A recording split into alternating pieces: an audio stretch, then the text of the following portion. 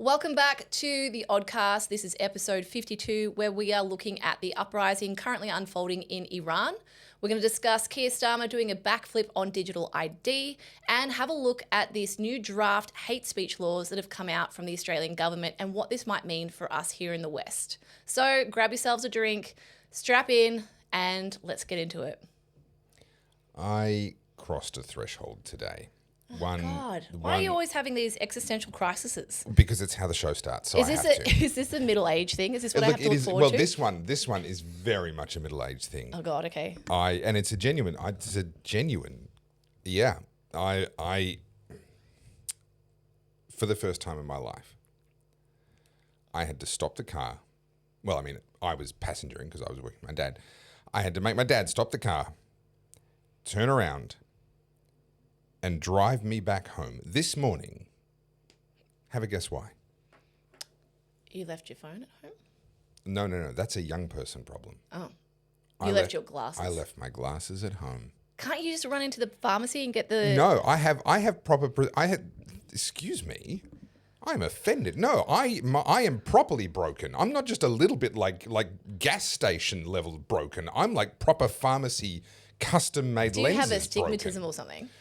No, I just have really different eyes, and I need a really different. Just get two glasses and just sort of like cross them over. You'll be right. Yeah. So these little bad boys here, I had to go back and get them. How far down the road were you? Well, thankfully not far, because I work while I'm sitting in the back of the car, and I set up my laptop. I opened it on my lap and went, screen's blurry. Are you at that point? Oh yeah. No, my arms aren't long enough. I'm very You're close. Yeah, I'm very close to turning my phone into like a high contrast How old are you? mode. I'm only 44. Shit, you'll be wearing Coke bottles by the time you're 50. Old enough to not remember how old I am. No, it's bad, and it's happened so fast. So I had way better than 20/20 vision when I was younger. I did all the eye tests when I was in the army, all that sort of stuff, and they're like, yeah, you're like 30, 40, who knows? Like, we're just way beyond where they bother to test. Never had a problem with any of my eyesight ever. And then all of a sudden, literally only a year ago, I began to get a little bit blurry. By 6 months ago, I was in denial and holding my phone out. My arms were getting shorter.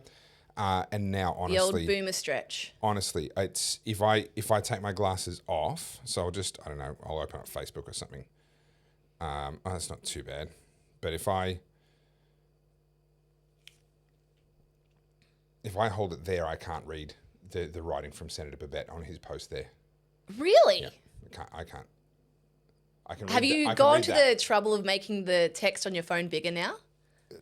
My text message looks like it's what are those, like the Hot Wheels cars where it's like the text is all kind of inflated. Yeah. I'm not there yet, but I do actually have a what you call like a lazy eye. So one eye works harder than the other. You're only an eye. Okay. Yeah. I have a prescription that helps one eye a little bit more because it's a bit lazy, and then the other one, it gives it a bit of relief because that's actually what can trigger a migraine for me. Yeah. So. No, that sounds like socialism, just helping out the lazy and punishing the ones that's working hard. Yeah, I hadn't thought about it that way. Socialist glasses, it's terrible. Yeah. I am loving that I finally get to flex all of this niche knowledge I've collected over the last 40 years of my life. I've told you this story, right? You think you have knowledge to flex? Sorry, can we just pause there for a second?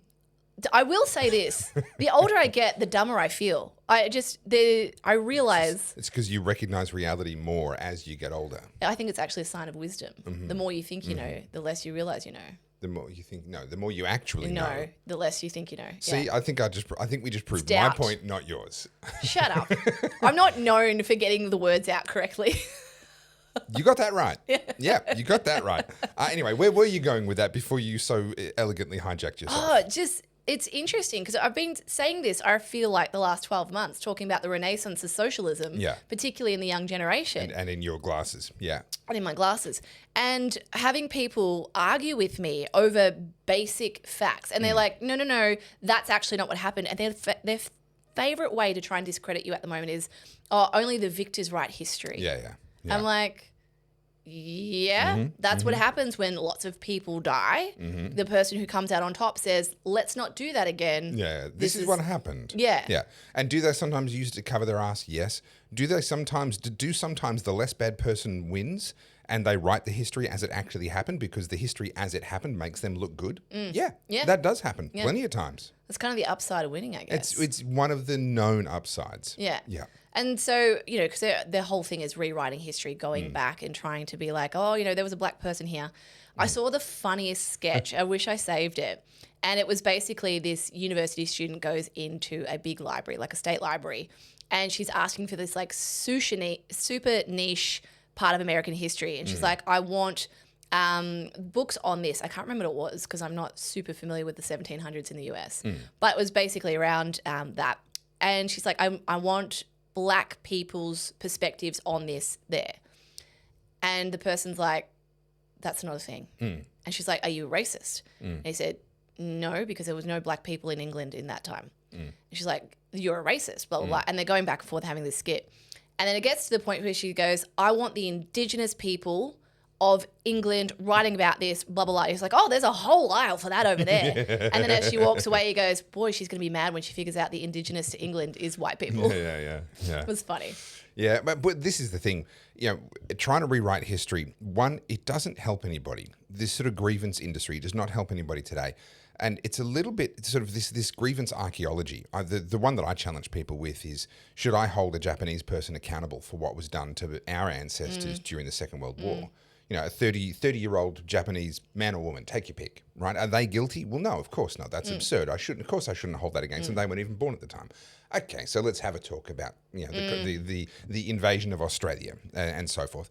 And the problem is that the reason why people are so passionate about this is because it gives them, in their own view, a moral advantage.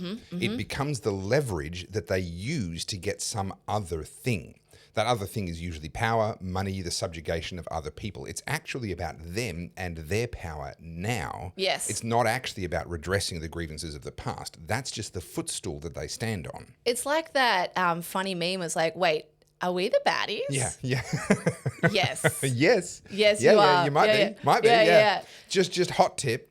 If you're the one trying to silence your own citizens from being able to speak their mind on the internet or in any other context and oppose you in public, you're the baddie. Yeah.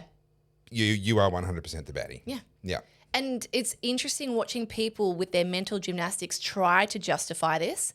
And the deafening silence around Iran at the moment is disgusting. It's gotten better in the last week. Has it? The first 2 weeks, because let's not forget the uprising in Iran is now into its third week of sort of serious, of kind of serious ongoing.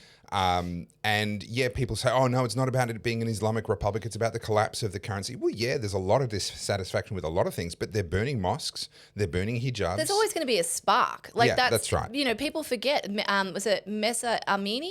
Did I say her name wrong? The young girl, the 22-year-old that was murdered by the morality police. I don't know her name off the top of my head. I think it's Mesa Amini. Forgive me if I've said that wrong. That popped off in 2022. They protested that for like a week, and then Afghanistan happened, and that sort of fell apart, and then all of a sudden it was Gaza. Yeah. They jump around really quickly, and I will get into this, guys, and I know we're sort of like we're jumping around a little bit. We haven't even got a word of the day. But what I found really fascinating is watching people going against the US intervention now. So, it's not the US's problem. Why are we doing this?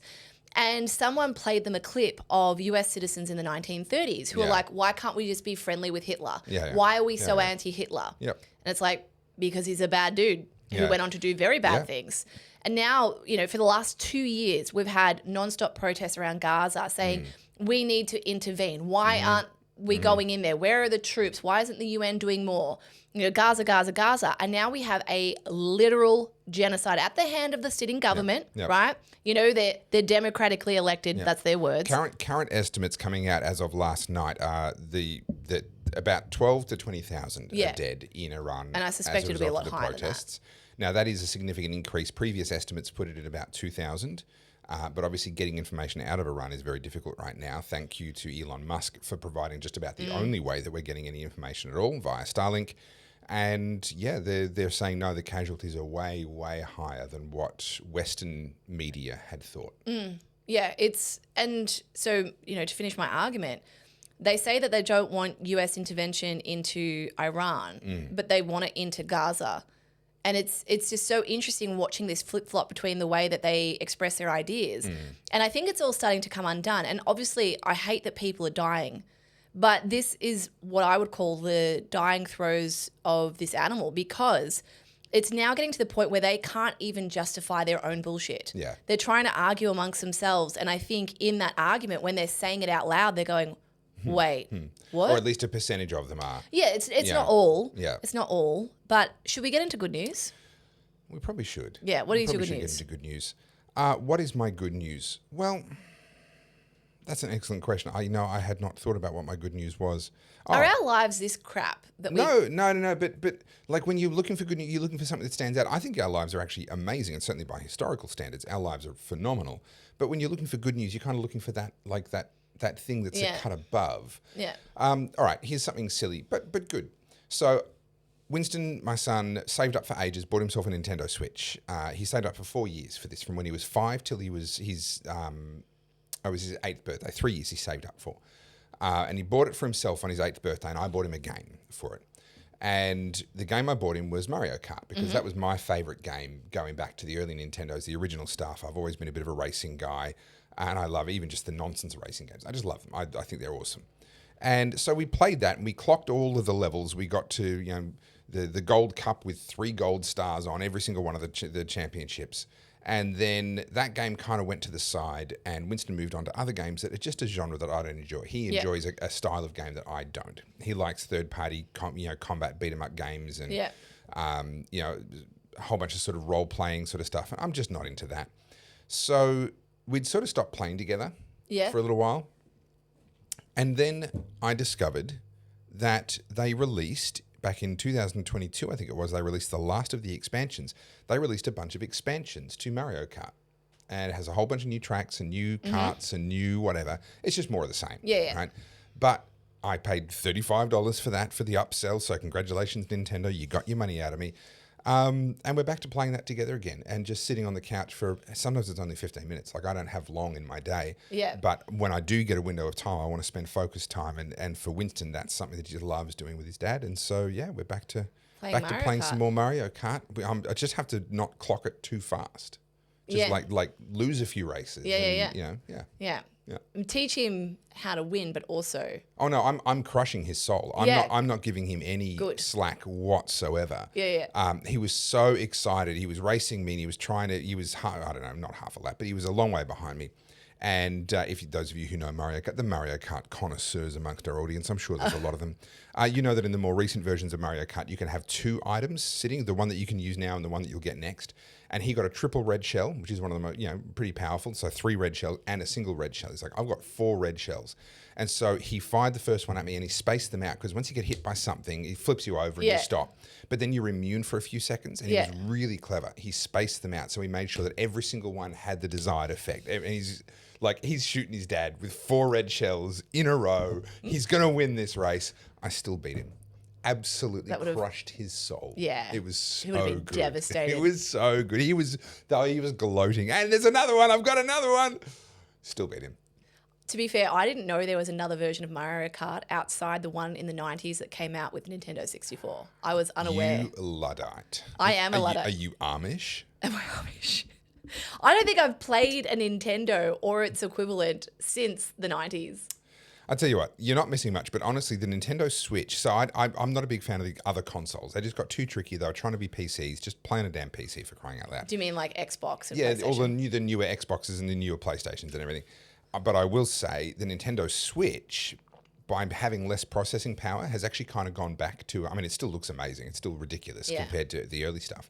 But it is a bit more of a simpler gameplay. Yeah, okay. And I'm quite enjoying that. G's a gamer. I'm not a gamer at all. Yeah. It's never been an interest to me at all. The only thing that would get me back into gaming in a serious way, during COVID, I got a little bit into sim racing. Okay. And I had a little steering wheel attached to a desk, like the cheap-ass stuff. I could see a future, I don't know, a hypothetical future where I have time again. That'll be amazing. I could see a future where I could get pretty heavily into sim racing online and spend some money on a decent rig, a decent PC. That's what G used to do. He used to build like actual Sims. Oh well, then I will give him a call when the time comes in. I don't know, 60 years. Yeah, when 60 when years. I have time. I was like, up my when you sleeve. said time, I'm like, what is this time? Yeah, what is this thing that you speak of? Yeah, this sounds like a foreign thing to me. Yeah, take your situation, add 3 kids, see how you go. I will say this, as someone who's very like pro people having babies and doesn't have them myself, no one sells it to me. Yeah, no. No one. Every time I speak to a parent and they say something about kids, I'm like, Yeah, we are reveling in the misery. But think about it. If you're someone who loves travel and you're addicted to travel, it's the greatest thing in the world. You want nothing more than to be back on a plane, back out there experiencing new things, blah, blah, blah. When you get chatting to someone else who loves travel, do you tell them about the times things went great or the times when it all went tits my up? best stories are like when I basically invert myself from a poison nashi on a Javan volcano. Correct. That's my favorite story. Right? It's the same with parents. We don't say, stories. That's right. It's like it's the punami that went all the way up his back while he was in his baby seat in the car. Those are the stories. That's we how tell. we bond Yeah, over our war it's the tales. trauma bonding. So I'm sorry. There are a lot of good aspects to being a parent. But we don't tell you that bit because that's not funny. That's not fun. Yeah. Yeah. Every time I hear that someone's on their 3rd child, I'm like, one less that I feel guilty for not having. Population growth. Here's my theory. And you might take issue with this. I don't know. We'll see. Let's see how I go. Let's see if I still have a head at the end of this. Oh, God. You don't get to complain about immigration levels until after you've had 3 kids. I'm trying to understand what you mean, what you're implying. So if you're not making more babies to keep our population stable, that's one of the reasons why politicians justify high immigration levels. I see your point, but I don't think people consider that at all when having children. No, I know, but my point is to try and make them consider it. Yeah. So if someone wants to have a whinge about high immigration, have you got 3 kids or not? No. Get out there and start fucking or shut up. Straight into it. Right? Like, just shut up. Because if you're not providing, like, demographic collapse is a thing. If you think it's bad right now having a population that is growing faster than our resources can keep up with, wait till we have genuine population decline and see what happens. Right? Yeah. So get out there and give us the population growth numbers we need, or shut up about immigration. What worries me about this too is if we look at the parts of the world that are currently continuing on, expanding, and that would be like Pakistan, Bangladesh, India, China to a degree, the Muslim countries. And I say this, and I'm going to be absolutely killed for it, but this is going to be a great episode. I can feel it already. I'm being so careful.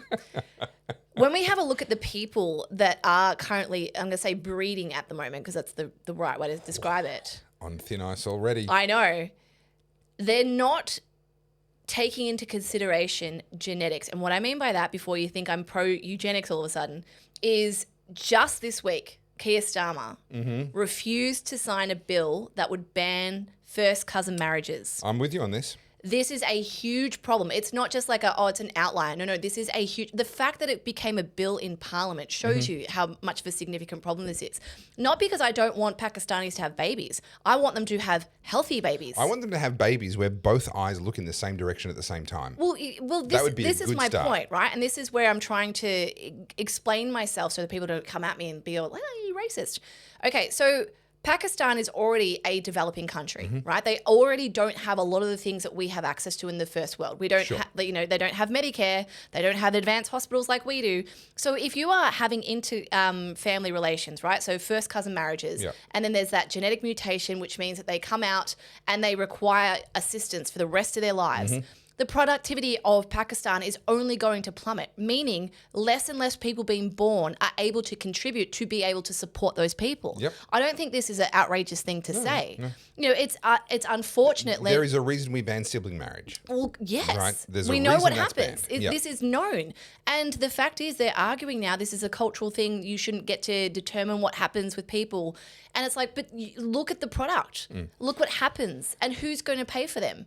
Where does the strain that goes on to already strained government resources. And if, by the way, if someone is a eugenicist, if you really are kind of into this whole superior race kind of thing and breeding out inferiority and all that sort of stuff, this will blow your mind. Don't find two people that you think are the most superior and have them interbreed. That's what the Nazis did with Aryans, the blonde-haired, blue-eyed, tall, white-skinned. That is the fastest way to degrade the DNA of those people. You know how you breed healthy kids? You cross-pollinate. Find people, two different people, whose family tree separated as far back as possible. Yeah. Right? Now, that's probably going to mean a black person and a white person. Yeah. Not necessarily, but that's likely, all right? Yeah. Someone with a massive nose and someone with a tiny little petite one. Someone with dark hair, someone with white hair. You find two people who are as genetically dissimilar as possible and you interbreed them. And this is science, this isn't my opinion. You are much less likely to get congenital defects. You are much more likely to produce a healthy DNA sample who can then breed again, and then their children can breed again without complex genetic issues arising. If we take it away from humans for a minute, because that's a diabolical ethic landmine, like the dog breeding industry, right? Yeah. My grandmother bred Old English sheepdogs, and they always got the best bitch and the best dog, and they'd put them together and have the next litter and the next litter. Potty mouth. Yeah, I know. That's what they're called. That is a female dog. Don't get mad at me. I didn't invent the language. Anyway. And so what you had over the last, 20, 30 years is, a bull terrier. Their face and their genetics changed because they were breeding what they thought were the best looking dogs. Same with a whole host of other dogs, French bulldogs, pugs, all that sort of stuff. So now you have all these dogs who have literal breathing problems. Yeah. Like, have you seen a Frenchie? Yeah. So, and like snoring and snoring, but sleep apnea. Yeah. Sleep apnea. It's cruel. Yeah. It's a genetic defect. Yep. That's not normal. Yep. And everyone's like, oh, it's so cute. I'm like, that's like saying that you want a brother and a sister have kids and they're all sort of coming out a bit not right. Let's really try and You're like, accentuate oh, those. that's so cute. Yeah. I love the mongoloid features. How about we try and breed more of that? Like, that might have some issues, And it's such an interesting discussion because, yes, this is ethics and this does come to a very, touchy territory. Yeah. Same thing with the Somalians as well. There's a lot of cousin marriage there, or, and what's the word? Inbreeding. Inbreeding, yeah. Inbreeding. That's what it is. Can I say that? Inbreeding? You just did, and I'll say it as well. Yeah. Inbreeding. And what it means is you're deteriorating your DNA, which means you have cognitive delays. You have, basically your intelligence, there's delays in the way that you're able to function as an adult. And again, that just puts strains on the resources. And what happens is, if that's how we're repopulating the next generation, I know I'm being, incredibly hyperbolic, but think about Painting this. with a broad brush. Yeah, but think about this in like 2-3 generations if it goes unchecked and it continues on. Okay, so let me go to the 60,000 foot view of this. This is one of the reasons why I'm absolutely convinced there had to be a creator. Because if DNA constructed itself out of simple into complex, how come we're watching a degradation of DNA happen before our eyes? Now, we know, whether you believe evolution or whether you believe creation, we know that humans originally had to come from a single breeding pair. Yeah. By definition, the first 10 generations were all inbreeding. Yeah. They were all, marrying sisters, marrying brothers, marrying first cousins, all the rest of it. How much inbreeding had to happen, by definition, had to happen in those early generations, regardless of how you believe our history took place.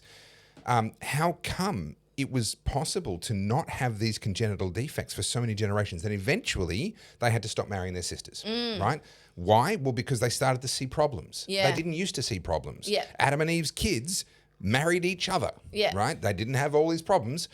We fast forward now, we're getting to the point where, hang on, the problems are becoming so prolific. It's not just brothers and sisters, and we've got to ban cousins because there are now so many congenital defects in our DNA. How come we're watching DNA degrade? Well, because it used to be better. How if the evolutionary theory, without intelligent design, without someone actually going, bang, this is my design for your DNA, if that's true, then how do we get to a point where we had so much quality DNA to degrade in the first place? Yeah. That's my question. I can't answer that question. And on that bombshell, Can we I need say to pick my a good word. news? Oh, sorry. Yes. Okay. All right. Fine. Am I on the guess show, or- you are on the show? I'll allow it. My good news is this guy. Oh, no, I'll do that one. This is my new book. Ooh. So this is a follow-up from my masterclass. Right. And I'm turning it into a book, much like my books behind me here. And essentially it's AI for dummies, but I won't say I'm that interested because already. I don't want you to feel like I'm talking down to you. But you do all the time, so really it's nothing new. Correct. I am very elitist. I understand this. But essentially, this is a very non-pretentious guide to AI, how it works, why you need to know how it works, how you can use it in your everyday life, and also at the end of it, I've just written this really good chapter on how to avoid dumbing yourself down from using the large learning models. How to avoid AI turning you into a spastic. Yes. Okay, I like and it's it. a thing. There's a study that did come out, and I read the whole study. It's like 70 pages or something. It was huge. And it was talking about how your brain, like what do you call it? Is it the synapses? You're the one telling the story. The little wires in your brain stop shooting the more you use ChatGPT to think for you. Right. And your brain's atrophying. Yeah. Not to say that you can't get it back. Your brain's a muscle. It's highly plastic. Yeah. But if you keep using it, and they're already seeing this in 3 years, that's a little bit terrifying. That's a bit scary, yeah. So I included a chapter on that. But yes, this should be done by the weekend. Nice. Yeah. Now, speaking of being spastic, I've just finally realized what's wrong with our setup and why something's been bugging me for a long, long time. So look back at your screen. I'm looking at my screen. No, you're looking at this screen because that's where you actually look. When you show something, I look at the TV, you look at your computer, and our eye lines are completely wrong. Our eye lines should be crossed the way that they are when we look at... Would that be better if I looked at the screen? Correct. Then? So what that means is that this needs to be on the other side of the center line of your camera, which is out here. If the laptop was on that side of the center line of your camera, I am going to push it off. It's a Mac. Who cares? All right. And so like now, if you look at your screen and I look at the TV, our eye lines are crossed as they ought to be. That is what we should have done from the beginning. It's only taken me 52 freaking episodes to figure it out. Does this bother anyone? Probably not. But I don't know if you know this. I'm possibly neurodivergent. I'm discovering as I get older that there's just maybe a sneaky little tiny retarded. It's a fine possibility. line. It's a very fine line, fine and line. I dance on it all day long. I look. It's fashionable. It's fashionable these days to be neurodiverse. And I'm discovering I get bothered by all kinds of things that I think I could probably get a high-functioning autism diagnosis. Before we talk about your autism, can we just appreciate my design? Can you just tell me it looks pretty? It looks pretty. Yeah? Yeah, it does. So I like the rainbow kind of effect on the hourglass, the sands of time. Yeah. Yeah, that's cool. Looks Thanks. good. That's all I wanted. Looks good. How many pages? 80? Slacker. 80? Actually, no, I will show you this because it's kind of fun. I have like a cute little robot dude. Where is he? My little mascot. See, how much better does that look with us in the corners, with Carly now looking on the other side of the center line of her camera? Now we just need to swap them. I need to be on the right and you need to be on the left, and then it'll be perfect. Never mind. Carry on. Anyway, look at my little dudes. Aren't they cute? I like this one. Yeah. Thank you, AI, for making me an illustrator overnight. I know. It's fantastic. Anyway, so that is what I've been working on after hours, burning the midnight oil. Burning the midnight oil, indeed. I mean, I burnt my entire collection of midnight oil a while ago. So, what were we saying? Oh, autism. Wow, that was funny. It's becoming me scamming the NDIS. Yes, I think that was the topic. Are you not on the NDIS? No. Come on now. What are you doing? Everyone else is on it. I know. It's all the rage. Get some of that tax money back. See, I tell other people tell me that they feel guilty because they are legitimately, no one that I know is scamming the system. But they feel bad about the fact that they're on benefits of some sort. And they're like, I don't really believe in this stuff. And I feel bad, blah, blah. My advice to them is, listen, take what you can get because they will take off you everything that they can get. But I don't actually live that way myself. There are things that I could apply for that I would, family tax benefits and other stuff. And I'm just like, no, I refuse. I let my accountant do all that. Yeah, look, there's to be fair, my accountant probably has claimed things that I'm not even necessarily aware of. My accountant is savage. I just sign the paperwork when they send it to me. I'm just like, yep, okay, good. It's on your legal liability if you stuff this up. So I promised myself this time round. In my previous business, I wasn't in control. Well, I wasn't the money person. Yeah. And I didn't understand it. And I also never took the time to understand it to my detriment. And I know people listening will be like, how can you not know? Well, when you're running a big business, you can't be across everything. And when you're flat out. Yeah. And when it's big numbers as well, it becomes incredibly complicated. So my job was to do all the designing and the building and the branding and put it out there and travel and do all that sort of stuff. But the back end side of stuff, I wish I paid more attention and I would have understood it better. And when it was explained to me by my business partner and our accountant, they did it in a way that made me feel like a dumbass. They never explained it to me so that I understood it. Yeah, it was always like done from a... It was so that you wouldn't get in their way of the decisions that they'd already made. Yes. Yeah. And a lot of the time it was like, this is what's happening, not this is what we think we should do. This is because of this. And so when the decisions were brought to me, I kind of felt hamstrung because I'm like, well, I guess you know better than I do. Yeah, what are you saying? Whereas this time around with my new accountant, I constantly ask him questions like, what does that mean? Why would you do that? What happens then? And so I'm very annoying, but I just want to know. Just give me like a surface. At least you're aware. Yeah, give me a surface level. You're annoying. Yeah. Oh, I know it more. I've known that my entire life. So have we. So, I've got so many clips saved. Oh, Word. Yeah, I was going to say, are we forgetting something? A word. Which book are we? We've got a collection of books here now. What are we doing? A word a day? Word a day. Okay. And then we've got to do our little history lesson. I'm not loving the history lessons, to be honest. Oh, shut up. I like it. Tell us in the comments, do you want us to do we'll do it this week, but do you actually want this? Or, like, honestly, just get on with the news. We're pushing on you. Just get on with the news, right? All right, word.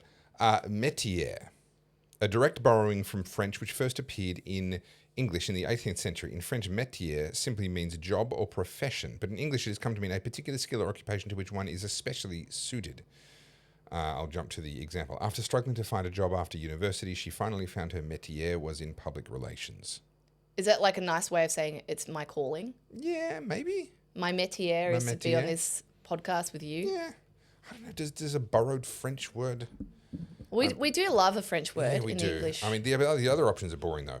Ostensible, defenestrate, fustigate. Defenestrate. What is defenestrate? You don't know defenestrate? No. Oh, well, this could give me an advantage. To defenestrate somebody is commonly used in modern times to describe the sudden removal of a person from a position of prominence or public office. So cancelling could also be called defenestration. Defenestration. I have never heard that word before. In the strictest sense, however, it means to throw something or someone out of a window. That I did not actually know. That seems... the word derives directly from the Latin word for window, finestra, and has the weight of history behind it. On 23rd of May, 1618, in Prague... Wow, this is history and word all in one. I think we're doing a two-for-one here. We don't need the history Two today. imperial regents and their secretary were tried and found guilty of failing to uphold laws protecting religious tolerance. Wow, we should be doing a bit of that these days. And as a result, were thrown out of a third-floor window of Prague Castle as punishment. Miraculously, or maybe just because of the laws of physics, the three men survived the 70-foot fall, but the incident caused considerable civil unrest and is believed by some historians to be one of the catalysts of the ensuing 30 Years' War in Central Europe. The episode became known as the Defenestration of Prague and gave rise to the word defenestrate. Defenestrate. There had been several failed attempts by her own party to defenestrate the Prime Minister from office, yet somehow she managed to cling on to power. What do you reckon? We're doing French métier or defenestrate? Defenestrate, because métier, I've actually never heard anyone use that. Yeah, and defenestrate, I'm familiar with it. Obviously, I didn't know its full history, but I'm familiar with the word, so I think that's a more meaningful one. Defenestrate. Yeah, to defenestrate. So Kevin Rudd was not defenestrated because he... Well, Kevin Rudd was defenestrated by Julia Gillard. Yes, but not recently with not with the stepping down from being the ambassador. No. Was he forced to step down, or did he just get a much cushier job? Unclear. It was announced by the Prime Minister, and I would expect the Prime Minister has already figured out who the replacement's going to be, and I suspect it's going to be someone similarly hostile to Trump. I think that's kind of the point. I can't even look at him. He just has that... The level of sardonic look on his face. You just want to You want to defenestrate him? I know the 10-minute embargo is not up. Oh, no. Yeah. There's just something. No, what it is, it's smug. I think this photo is another good example. Oh, hang on. That face. Yeah. This what do you know what that reminds me of? I'll come back to the photo. I feel really sorry for the Mr. Sheen company. Because I don't get Mr. Sheen from him. But what I get from him is he still has a very childlike face. Look at his face. It's still, I think it's the roundness, right? Yeah. He has this very childlike demeanor around him. And you can just imagine he was one of those conniving little shits. I'm still stuck on the Mr. Sheen thing. Can you go back one step? Just hit back. Oh, there we go. Oh, it's not there. Okay, yes, the one with the blue bar across the bottom. This one? That one. Click that. Now move that to the middle of the screen so the viewers can see it as well. Oh, hang on. That's not Mr. Sheen? I need to look at Mr. Sheen. Hang on. We got to do a side-by-side on this. Let me pull up. They used to call him Mr. Sheen at the time. Did they? In the 2007 election, in the lead up, the election campaign, he was Mr. Sheen. Have they still got the face, or have they got rid of the? Don't tell me they got rid of the face. Let's go. That's not how I remember the Mr. Sheen bottle. I don't get it. No, that's not right. Carry on. I will do some quick digging here. This might be a case of the. What's the one with the cornucopia? The effect. What's it called? Effect, where they changed or everyone remembers the symbol, the logo of having had the thing. They're going nuts in the comments right now. They know what I'm talking about. I have no idea. I don't what even you're know saying. what I'm talking about. You haven't said a coherent sentence. That It's the thing that did the thing with the thing where over there people and the thingy thing. misremember. Yeah. And how do you not understand that? God. Where people remember wrongly, people remember versions of logos. That's the one that's particularly talked about. Or do you remember scenes of movies that weren't actually there? Or, well, yes, that's true. Or you misremember that certain videos didn't exist when actually they did. Like Two Girls, One Cup. Oh. But moving on. So Kevin Rudd, Mr. Sheen. I'm sure. This is going to bug me. Okay. Okay, so it is that Mr. Sheen. And honestly, people have made like side-by-side comparisons and stuff. He was known as Mr. Sheen. You don't see it. Well. Not even remotely. And I'm all for disparaging comments around people I don't like. I've heard some of the stuff you say about me when the camera's not rolling. So At least I say it to your face. yeah, I know. Really? No, because one's bald. Really? That's all it takes? Oh, no, they look nothing like each other. They have different hair. It's the round face. That's it. No, let's look at this bloke for a second. No, I don't want to. As a photographer, I look at faces a lot. I look at expression a lot. And whenever I look at these photos, that smile never reaches his eyes. Yeah. Never. Yeah. He is a demon. Yeah, he smiles with his mouth only. Look at that face. This is like, if he could, he would do the dictator thing. If he could, he would. Well, see, Kevin Rudd was the first of the Australian Prime Ministers that I would characterise as being in it purely for the next steps. Yeah. Now, since then, Malcolm Turnbull's the same. I think Anthony Albanese sort of thought he was going to be able to do the same, but he's not. It's completely ridiculous. But I would say Kevin Rudd and Malcolm Turnbull have so far been the two that have been particularly obvious about the fact that actually they had global ambitions. I mean, Kevin Rudd he wanted to apply for Secretary General of the UN. And ironically, it was Malcolm Turnbull who kiboshed that, because the rules are you can nominate, but you have to get the support of your country's government in order to be a nominee. And Malcolm Turnbull said, no, we're not going to support that What's nomination. Malcolm Turnbull doing these days? He was an investment banker before he got into politics. I actually don't know. Yeah. Yeah, screwing up the world in one way or another, no doubt. He doesn't have an Asia society to go and run. No, not like Kevin Rudd. I'm assuming he's back in the investment banking game, but So again, I actually looking don't at know. faces, right? Just looking at this. Is this like that phrenology thing again, where you're looking at the shape of their head? Is that what it is? No, it's- Phrenology? I couldn't remember the name last week. Fizz. Yeah. Saigon. So fizz. Yeah. No, it's not about it's looking at the expression, right? Like, I've met people like this bloke plenty of times, and you just know this dude's not a nice man behind closed doors. It doesn't take much. Look at that smirk, that little upside there on the left side of his face.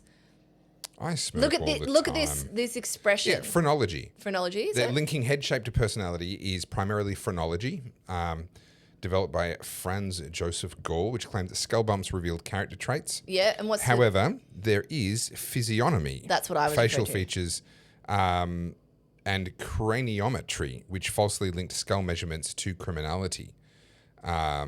Which were used to justify racial and biological determinism. In other words, how you were born and your racial makeup determines who you will be.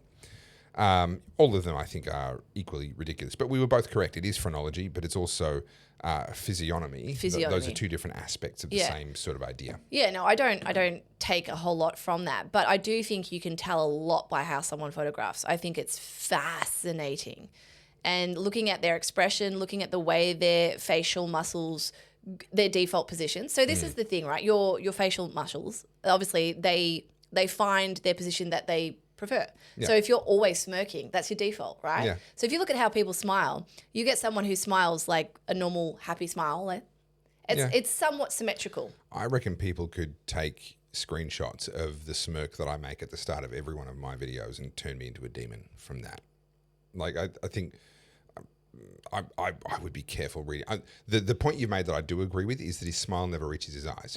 No. I agree with that. The thumbnails, though, that's a deliberate thing. These are headshots. No, not the thumbnails. When I'm waiting, when I start the camera and I'm about to start talking, just grab that very first frame. There's some sort of I don't even know what it is. That's very different. My face just does it. That's resting bitch face, but that's very different to posing for a photograph where the lens is on you and there's a person behind it. Yeah. But I'd be fascinated to read more about that, to be honest. I reckon there's something in that. Yeah. Anyway, who gives a shit about these has-beens? Piss off all of them. Yep. No, I think what we need to see is an absolute clean house. If that's the quality of who we had and we've gone downhill since then, we need a good, thorough political defenestration just to absolutely I knew you were doing it. I literally closed the window because I was like, I'm not even trying. It is obvious, isn't it? It's kind of, you got to set up the word. You can't just use it. You can't just be like defenestration. Yeah. You got to. It's you got to work. You got to lead into it, and then right, was it time? Did you? I'm going to claim time. We're 40 minutes into the podcast, for crying out loud. I'm going to claim time. I didn't actually check. All right. So do we want to get into the heavy topics straight away? It's not a fun one to talk about. No, it's not. But I think we need to, and I think a lot of people are going to want to hear a bit more about what's going on here and what the implications of some of Trump's threats and various things really are. So I'll bring this up on screen. So this is all sort of breaking this morning as well. So I imagine that the situation's changing a lot. And as we've said, it's very hard to get information out of Iran at the moment. Yeah. So, the estimation somewhere between 12,000 to 20,000. We won't know that number until probably hopefully, years. Yeah. If they win the revolution, we might know these numbers within 2 years or so, but that's how long it'll take. Yeah. So, I mean, this feels different. So for those who, again, whenever we have these sort of things break out in foreign countries, everyone's an expert. I don't think people realise that Iranians have been trying to have an uprising. It's about the 9th? I thought it was the 6th. 6th? Okay, I might have the number the wrong way around. They have been trying since 2009. There's been some serious uprisings. There's been women out in the streets burning their hijabs. There's been some pretty widespread protests at times. And unfortunately, up to this point, the regime has won every time. Yes. And do you know what's fascinating too? It's having conversations around this because not everyone's a history buff like me. Not everyone's interested in understanding what the precursors were to that moment. Yeah. A lot of people are interested in the blood and guts war. In the moment. And then whatever. Yep. But it's the same with leading up to Hitler, leading up to Mussolini, leading up to Stalin. There was a huge decade of things that were unfolding that led to that pressure cooker where that moment was able to take place. Something like this is because for the last, since 79. Yeah. A long time this has been coming, but what people don't realize is that many of the Iranians actually wanted this in 79. So they wanted a Islamic Republic. They wanted to get rid of the monarchy, and they didn't like the American intervention. That was the key to it. They didn't like the monarchy. They wanted to get rid of the monarchy because that represented getting rid of the American intervention. Yes. So well, the Americans were tied in together. Were propping him up. Yeah, that's right. And this is one of the things that the neocons and the warhawks want us to forget about is just how disastrous US intervention has consistently been, particularly in Central America and in the Middle East. Iran is one example. Iraq is another example. Afghanistan. Vietnam didn't work out well. That's going back a little bit further. The last time they did something like this, and it kind of worked out okay, was Panama, which I've covered in a video. Right, that's a rare example, possibly the only example of them invading, doing regime change, and it actually resulting in a stable democracy. But that was 89, I think that happened. 89, 90, very end of 1989, the invasion of Panama happened. So that's a long time ago to start with. And then going back before that, you've got Vietnam. That didn't work out well. They were coming in on the back of the French, so there was already a French-Vietnamese war, kind of almost a civil war happening, or a war against the French colonists. America got involved basically because they told themselves they had to stop the spread of communism. dragged into a decade-long war, huge number of casualties, huge amount of waste, turned public sentiment against interventionism, which is a good thing in my view, although the way the soldiers were treated was disgraceful. Yeah. But to have public sentiment turn against that sort of thing is good. But the decisions being made by our politicians are still highly interventionist. And we've had troops involved in Iraq and so forth since. And we have military bases around the world. Well, we don't have military bases around. The US does, and we have military involved in various things around the world. This doesn't work out well, and it's reasonable for countries to sit there and go, well, we don't really like the fact that America has decided that we're going to have a monarchy, and we're just going to pick whoever tells us they're not the monarchy. Yeah. Whoever's anti-monarchy, whoever's anti-American intervention, we're going to go with them. I don't think that's an unreasonable position for any self-respecting nation to have. And let's remember, Iran, the Persian people, the Persian Empire used to be the empire. They used to be the ones who occupied everybody else. Yes. Now, that's a long time ago, of course. But for them to want to sit there and go, no, we reject the government that's been imposed onto us and we'll go with whoever offers us an alternative is not outrageous. Yeah. But it was a case of out of the frying pan into the fire. Yeah.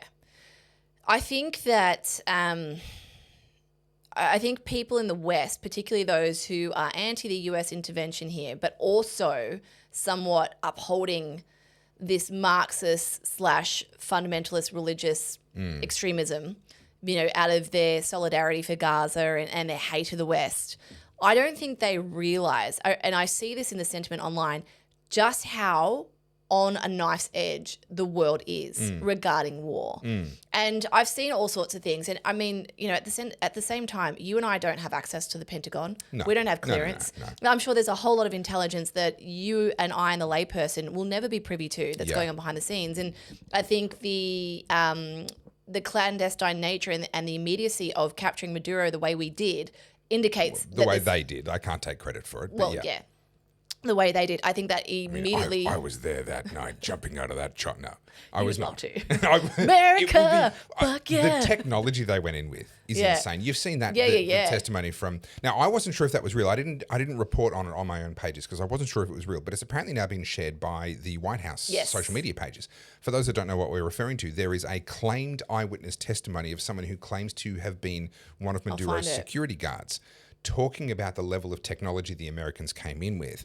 And it's pretty wild, outlandish stuff, except that basically everything that he said is consistent with weapons and systems that we know they've been working on. So, for example, he talked about their firing rate, the rate at which they were firing, and their accuracy just being completely outlandish. Well, there are two things there that we do know the Americans have been working on. One is the ability for their the weapons sights to be integrated with other sources of intel. So the weapons sight knows there's an enemy around that corner. It can't see around the corner, but it already knows there's an enemy there because there's other intel that's been able to spot that and feed that information in. The second thing that we know they've worked on, this is not science fiction, it sounds crazy, but bullets that have little fins that can correct their trajectory in flight. And so basically, if you just get the sight onto an enemy, somewhere inside the sight picture, it goes, I see that. You pull the trigger and it directs the bullet onto it. Right? You no longer have to sit there and actually get your aiming correct. Yeah. You've just got to be in the ballpark and it'll do the rest. That allows a rate of fire and a rate of accuracy, a lethality that is off the charts. And so apparently they dropped these 20 guys in and they just went to town. And in addition to the sonic weapon, which I think probably you'll have something to say about, this testimony actually appears to be true. I didn't believe it at first.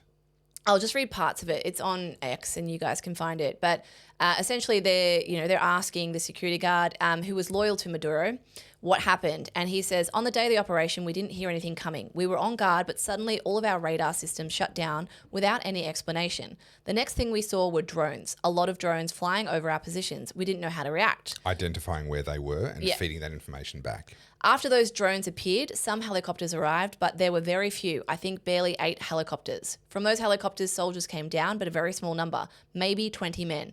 But those men were technologically very advanced. They didn't look like anything we'd fought against before. And then the battle began. That's what someone asked. Yes, but it was a massacre. We were hundreds, but we had no chance. They were shooting with such precision and speed, it seemed like each soldier was firing 300 rounds per minute. We couldn't do anything. And the interviewer asks, and your own weapons, didn't they help? Security guard says, no help at all because it wasn't just the weapons. At one point, they launched something. I don't know how to describe it. It was like a very intense sound wave. Suddenly, I felt like my head was exploding from the inside. We all started bleeding from the nose. Some were vomiting blood. We all fell to the ground, unable to move. Interviewer, and your comrades, did they manage to resist? Security guard, no, not at all. Those 20 men, without a single casualty, killed hundreds of us. We had no way to compete with their technology, with their weapons. I swear I've never seen anything like it.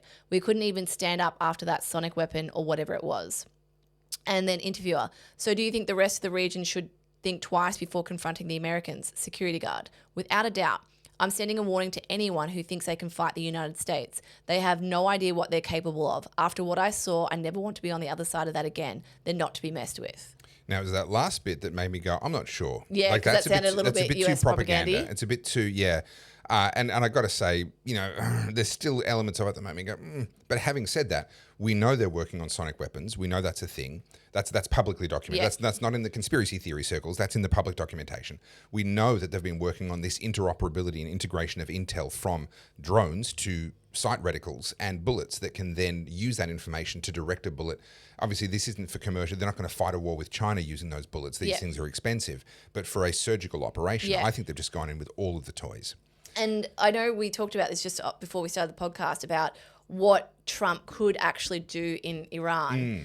And he's limited, firstly, by their location. The tyranny of distance. Yeah. To start with. And secondly, I mean, given that there's so much there's uprisings, there's protests, there's civilians everywhere. How does one get the intel on what's going on unless you've got people on the ground who have satellite phones who are somehow able to get this information out? And I have no doubt that the US do have that. Now, I want to come back to it. You made a comment earlier, we only have what's publicly available. That's true, but also the level of information that's publicly available now would have made military planners jealous 50 years ago. Yes. Right? It's the capacity for civilian intelligence now is actually quite extraordinary if you know what to look for and how to kind of parse all of that. And there are some online accounts that do a brilliant job of that. I don't consider myself to be one of those people. I'm more on the political side than the intelligence side, but the information available can be outstanding. In the case of Iran, they've deliberately shut it down. The information is genuinely very limited, but the US will have assets on the ground. There's no question about that.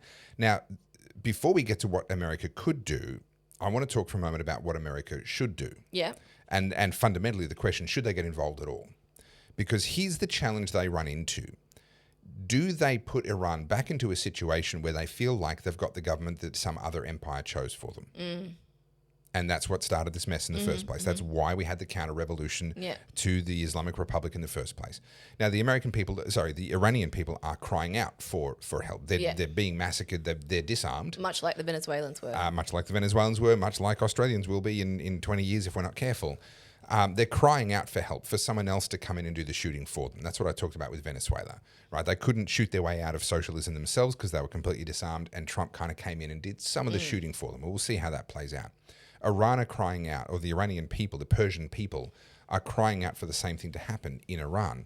But if, hypothetically, the US did a boots-on-the-ground thing, I think they're repeating the same mistake. Yeah. I think they are laying the groundwork for exactly the same countercultural swing in another 10, 15, 20 years' time. Yeah. I agree with you. I think what's different here, and I want to be careful because I'm not trying to paint him as some kind of god, but I think Trump is playing this with all of that in the back of his mind. The one thing that people always underestimate about Trump is his ego is both to his detriment and also his best asset. I agree. Trump only cares about Trump, right? And he wants to be revered as the golden president, the guy that made America straight again. Straight again? Straight again? that too. Wow. That was a Freudian slip much? I mean, am I wrong? I say what I mean, and I mean what I say. Oh, wow. Massa. Yeah, okay. Yeah, I mean, yes. Sorry, you were trying to make a serious point. I've lost it. No, I got it back. So, with Trump, this is my frustration with just people in general. Everyone loves to come at this from a purely either ideological viewpoint or this utopic viewpoint. Humans, if we only did this, if we all did this, right? If only everyone. If your plan starts with if only we all, then it's not a plan. Or it could be, right? Yeah. at the core of all of that what underpins everything that has happened before us and will happen in the future is human behavior is corruptible, right? Like, you don't need to be a religious person to know that. Yep. Once people get access to status, money, power, it can corrupt them. You can be the most genuine, innocent, virtuous person. You get a taste of it, you end up like Castro. You end up like Stalin, right? You know, so that's at the core of it. So when I hear people going, oh, well, this, and this, what I like about Trump, and this is why I get frustrated because people underestimate him, what I like about him is he is exactly as you see him. Sure. That's it. Yeah. Trump is bombastic, he is egotistical, and therefore he's very easy to decipher. And what Trump cares about is his legacy. Yeah. He is not going to go into this all guns blazing like a George Bush, right? George Bush and then Obama and then Biden, what they did to Afghanistan is arguably worse than what the Taliban's doing now. Like they set it back. They set the scene for the Taliban to do what they're doing now. I wouldn't say it was worse. They set them back into history. I would argue that the Russians did that in the 1980s war in Afghanistan. I would say that's what began. So the 1970s were beautiful. Yeah. The 1980s, the Russians invaded. Seems like the 70s across the world was a pretty good era. The 1980s, Russia invaded. America armed the Taliban, armed and equipped and trained Osama bin Laden, gave him weapons, gave him money. And then watch the movie Charlie Wilson's War on this. It's somewhat fictionalized, but it's broadly speaking, the broad brushstrokes of it are true. America spent a fortune to defeat the Russians through the CIA using Afghanis as cannon fodder. And then the minute the war was over, they walked away. They did not help with any kind of reconstruction efforts. And that meant that all the people they'd sent the money to during the war, the warlords by definition, they took over. It was their country now. And that's what laid the seeds. Yes. So at the core of all this, the CIA is a corrupt and disgusting 100%, institution. 100%. That aside, where was I going with this? Oh, so Trump. So Trump coming into both Venezuela, Iran, the Middle East, he said he wanted to be the peace president. And I saw someone say this a couple of days ago on social media, like Trump's compromise, he's doing this, he's clearly doing Benjamin Netanyahu's bidding, right? Sure, okay, like, you know, there's a puppet master at the core. Of course he is, right? Like, I hate that kind of thing. Yeah, it's so reductionist. It's dumb. Yep. What I think is at play here is you have a sitting president who cares deeply about his legacy, really does want to be the guy that put America back into a golden age. Yep. He's looking at all the plays. He's looking at all the things. He's like, how do I stay one step ahead of both Iran, Russia, and China? Because if the three of those come together, the three of those have access to the oil. You know, they've taken Crimea, trying to take Ukraine, they take Taiwan. You know, what happens next? Iran is funneling money into the West to make us all hate the West. Qatar is doing the same. This is like 5D chess like none of us have ever fathomed before. I'm not saying that Trump's super smart either. I think what he's doing as a brilliant negotiator, hate him as much as you like, you cannot deny that. He's like, how can I get these chips to line up in a way so I can then do this one thing that I have that I think we could win? Yep. How do I get this to here? Trump is good at that. And where people fall short is underestimating people. Everyone has something that they're good at. Trump is good at that. You don't have to like him. That's the truth.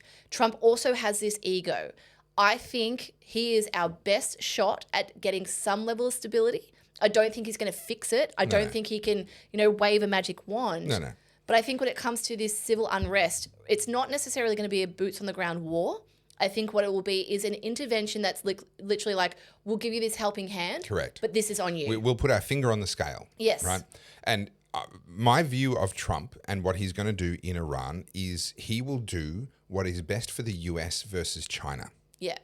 And people need to understand both Venezuela and Iran were absolutely central or are absolutely central to Chinese oil supply. Their cheap energy largely comes because China is one of the biggest buyers of embargoed Iranian, Venezuelan and Russian oil. China only has about 90 days of strategic reserve of diesel and fuel and oil. Australia has even less. When you take the Venezuelan supply out of the equation, you take about 15-20% of that. Yeah. You take the Iranian oil out of the equation, you take another big chunk, and it ends up being cumulatively more than half of that supply gets taken out. Fast forward a few months, if they're not able to replace that supply and their reserves are going to start to deplete, they're going to have to start looking at burning less oil for energy. They're going to have to burn more coal. They're going to have to rely on other sources of energy for their electricity. And they're not going to go into genuine shortages, but they're going to have to start shifting their buying of oil to somewhere else. Where's that going to be? Well, if Trump has his way, it's going to be America. Yeah. Because America has said to China, you can buy all the oil you want, all the Venezuelan oil you want. You're just going to buy it through the American oil companies that we're now bringing back in. Yeah. And they've seized a bunch of the Russian shadow tankers now as well. So they're choking the supply of this shadow oil in every single direction. And that, I think what that does also is it just buys them a little bit of extra time. It's kicking the can down the road a little bit whilst they strategically get things in place to be able to make their next move. And where I get really frustrated when we talk about this is we're talking about it from what we can see based in the news cycle. And everyone's implying... public intelligence, human intelligence. And people are saying that, this is what they really mean and this is what's really going on. It's such a useless waste of your time. You don't know. That's the point. None of us know.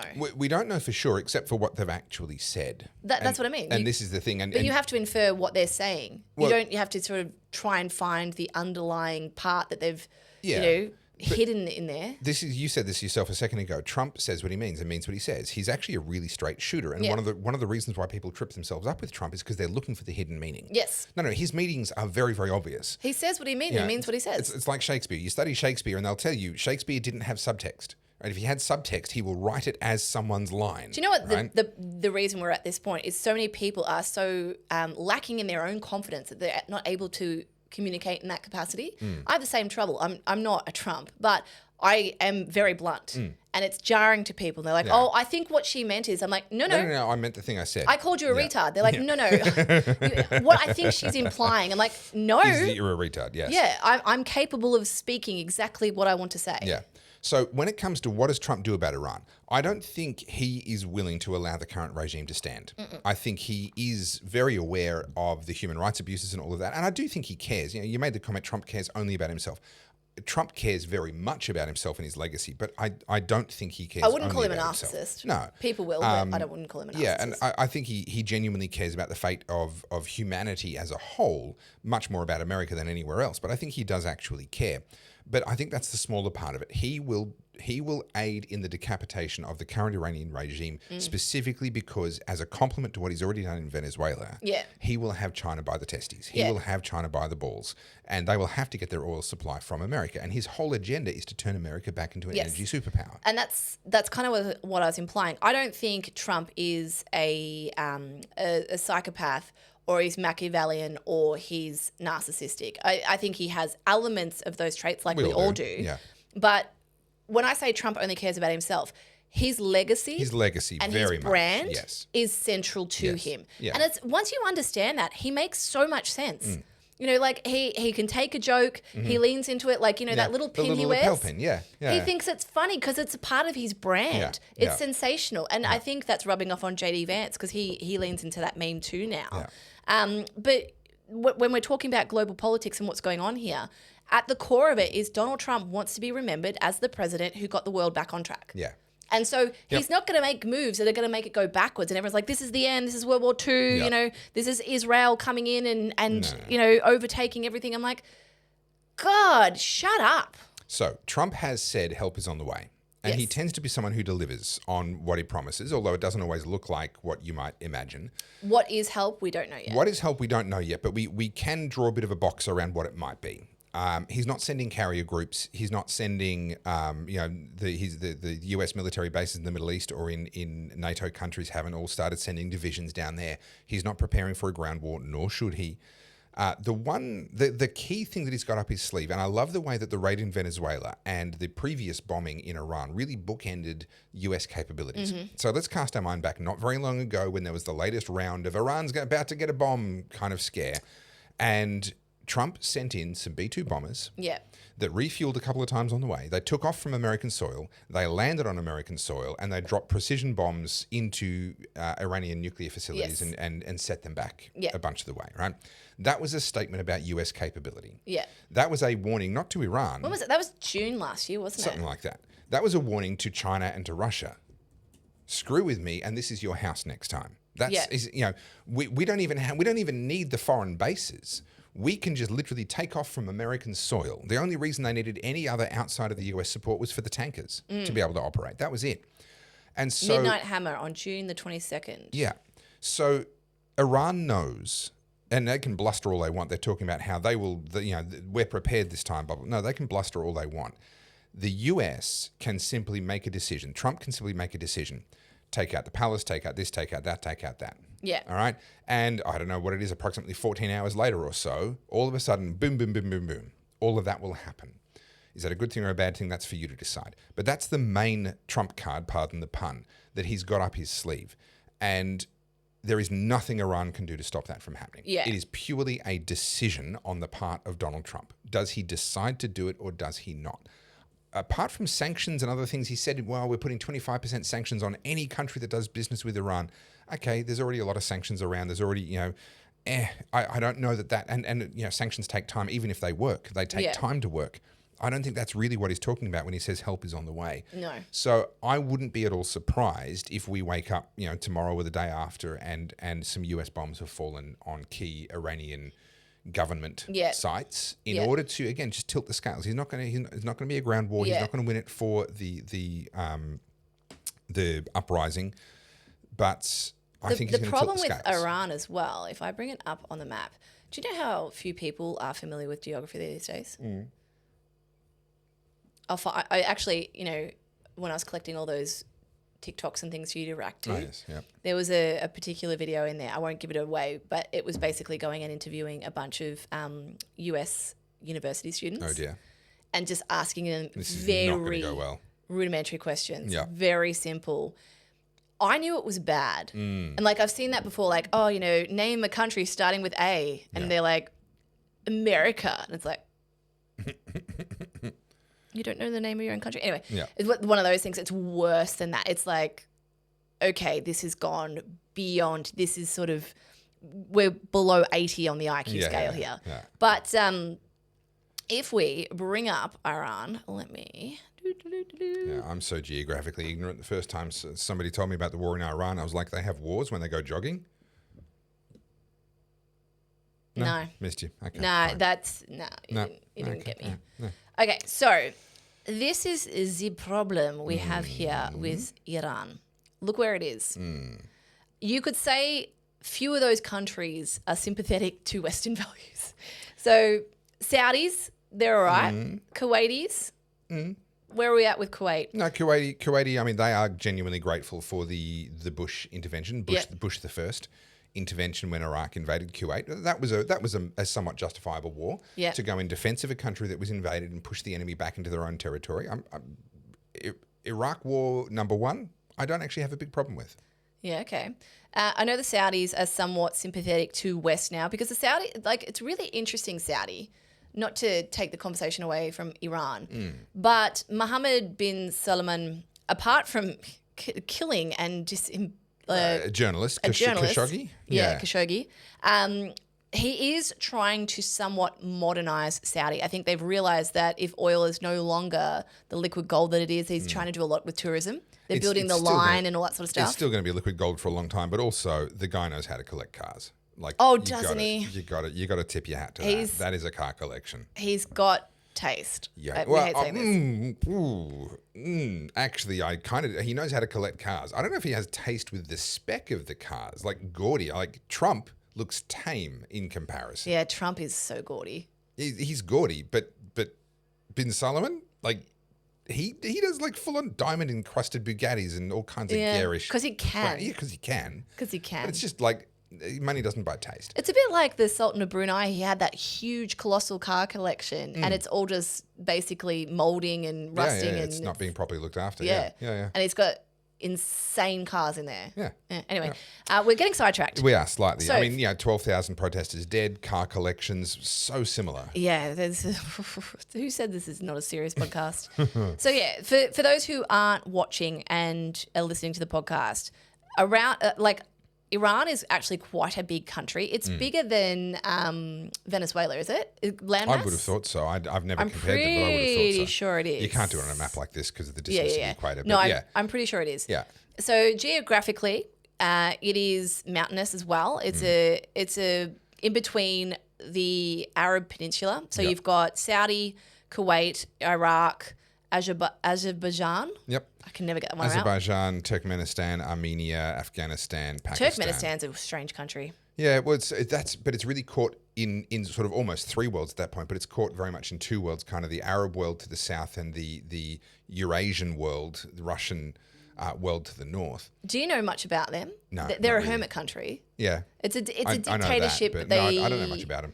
Yeah, it's a dictatorship where they, for a while, I don't know if it's changed now, they weren't allowed to leave the country. Yeah, right. Yeah, very, very odd place. But nor would they want to, because it's the best country in the world, and they should be super, super glad that they were so lucky to be born there. Absolutely. Yeah. Then obviously you got Afghanistan, Pakistan, and so geographically, when you look at these locations, mountainous, dry, hot, freezing cold in the winter, hard to get to.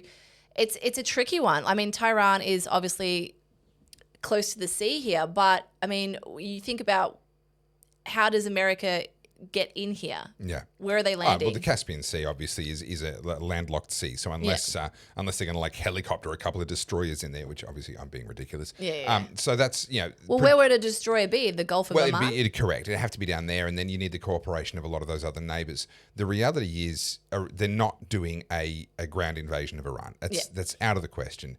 Even though, they've got some forces in Iraq. They've got some forces dotted around the place. They don't have an invasion force, even with the support of most of the majority of the Persian people. They don't have an invasion force, and nor should they.